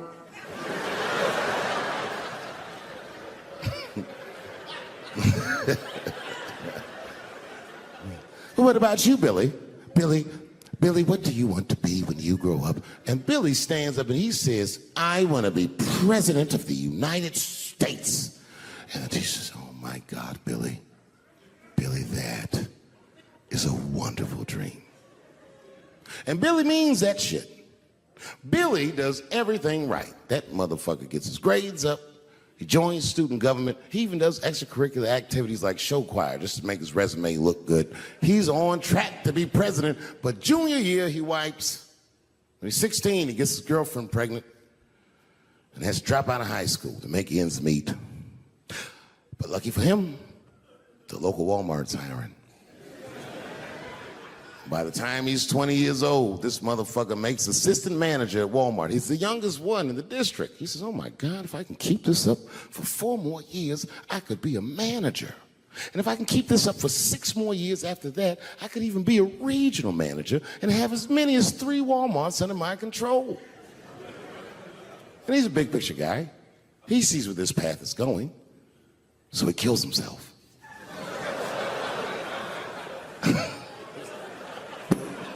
Burp, burp.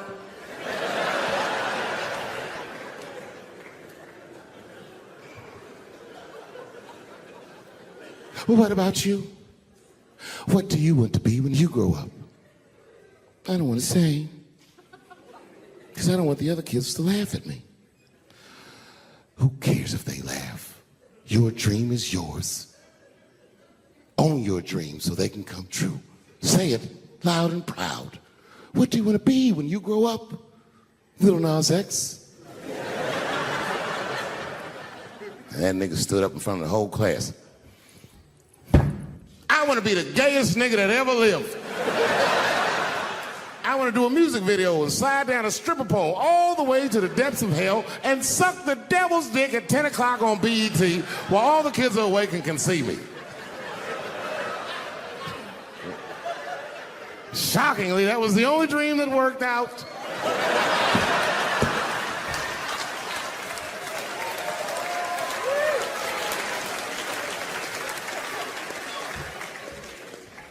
That's why I'm here tonight in the city where I built the dreams that I live. Because I wanted to tell you all that they came true. And I wanted to thank you all for making the man that I am today.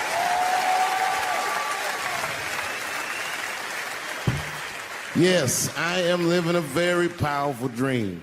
Every time I come to this city and I stand in front of you, I realize that, my God, man, this is not my dream at all. It's yours. And I am honored to be in it. Thank you very much, Washington, D.C. I'll see you next time. Oh, buddy, I'm in trouble now.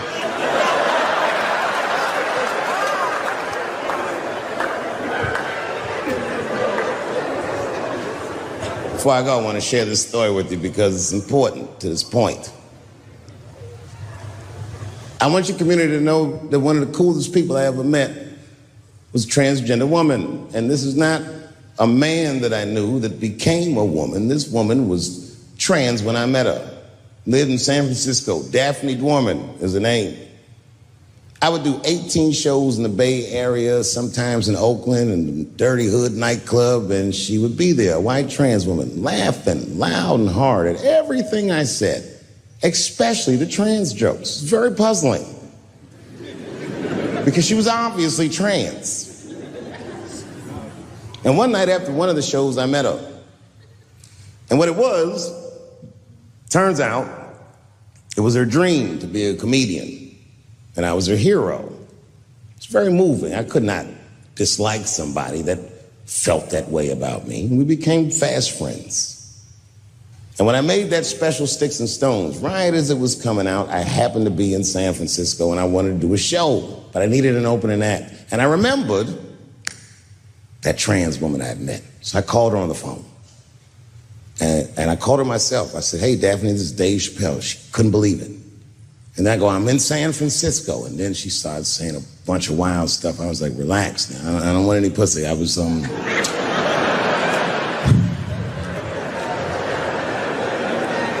was calling because I'm doing a show and I need an opening act.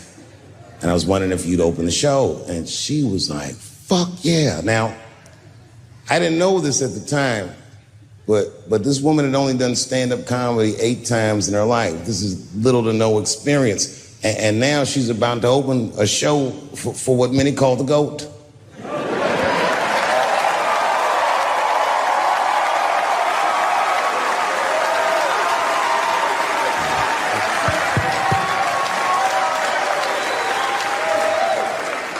She's an amateur in stature, but in practice, she was very professional. She showed up early, which is something I appreciate because I like people to be on time. She was dressed to the motherfucking nines. I mean, I'm transphobic, and even I was like, you look nice.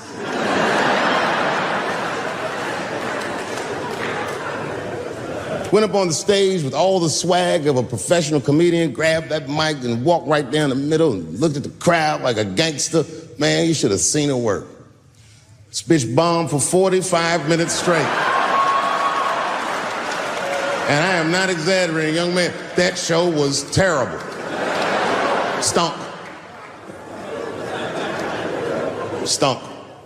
And then she brings me on and, you know, I was like a glass of water after a handful of salt. The crowd was happy to see me. I was killing it. But here's what impressed me. Any other comedian I've ever seen, if they had bombed as bad as she did, would have snuck out of the back of the theater and went home and cried or something. And she didn't do that. Not only did she not leave, she found a seat right up in front. You know, when a new comedian watches an experienced comedian in comedy, we call this taking class. And this bitch took my whole class. She sat up there and was laughing as hard as she always laughs, as if nothing bad had even happened to her. And I saw her show. Something bad happened to her.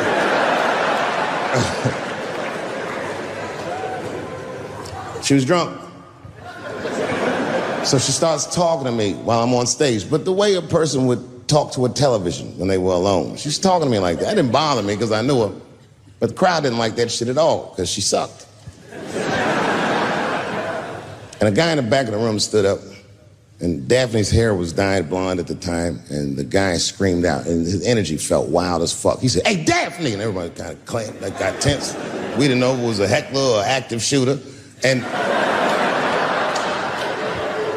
he said, does the carpet match the drapes? Yeah, it was fucked up. The whole crowd kind of groaned, because it was so, like, mean. Everybody groaned, except for Daphne. She kind of laughed, which was weird. And then she didn't even look all the way back. She said, sir, I don't have carpets. I have hardwood floors. Just like that. Just like that. And boy, when she said that shit, it blew the roof off the place. Cut through all the tension. With that one joke, she made up for 45 minutes of a stinker of a show. And after that, she could do no wrong. And I kept on rocking. She kept on talking to me. And then the show became something cooler than a show. Just became like a conversation between a black man and a white trans woman, and we started getting to the bottom of shit. All them questions that you think about that you'd be afraid to ask, I was just asking them, and she was answering them, and her answers were funny as shit. The crowd was falling out of their chairs. And at the end of the show, I go, oh, Daphne, I said, well, that was fun. I go, I love you to death, but I have no fucking idea what you're talking about. The whole crowd laughed, except for Daphne. Now she looks at me like I'm not her friend anymore. Like I'm something bigger than me, like I'm the whole world and a guy. And she said, I don't need you to understand me. I said, what? She said, I just need you to believe, just like this, she goes, that I'm having a human experience. And when she said it, the whole crowd kind of gasped. And I gave her the Fight Club look. I said, I believe you, bitch. Because she didn't say anything about pronouns. She didn't say anything about me being in trouble. She said, just believe I'm a person and I'm going through it. And oh, I believe you because it takes one to know one.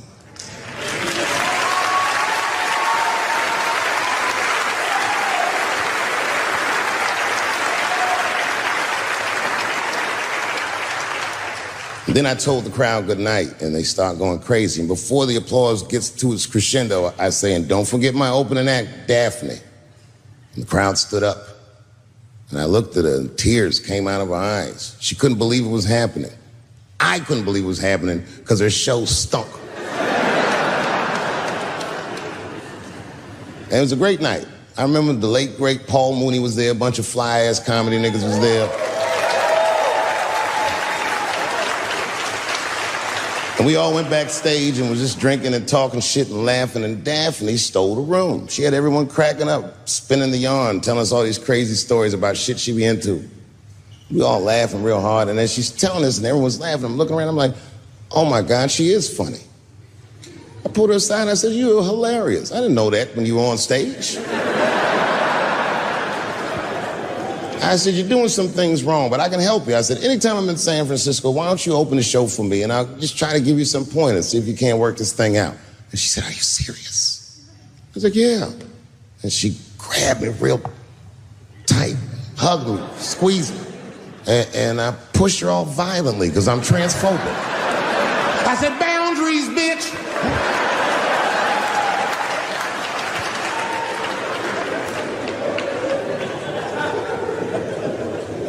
When Sticks and Stones came out, a lot of people in the trans community were furious with me, and apparently they dragged me on Twitter. I don't give a fuck, because Twitter's not a real place.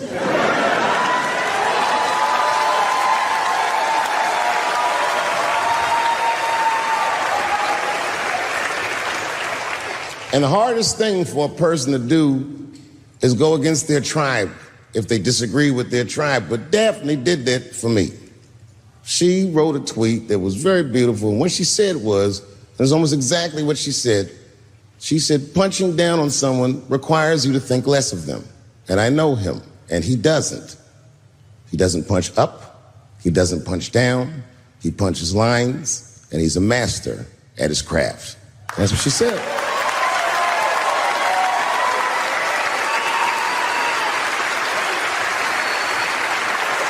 Beautiful tweet. Beautiful friend. It took a lot of heart to defend me like that. And when she did that, the trans community dragged that bitch all over Twitter. For days, they was going in on her, and she was holding her own because she's funny. But 6 days after that wonderful night I described to you, my friend Daphne killed herself. Oh, yeah. It's a true story. My heart was broken. Yeah, it wasn't the jokes. I don't know if it was them dragging her. I don't know what's going on in her life, but I bet dragging her didn't help. I was very angry at them. I was very angry at her. I felt like Daphne lied to me. She always said she identified as a woman, and then one day she goes up to the roof of a building and jumps off and kills herself. Clearly, only a man would do some gangster shit like that. Hear me out.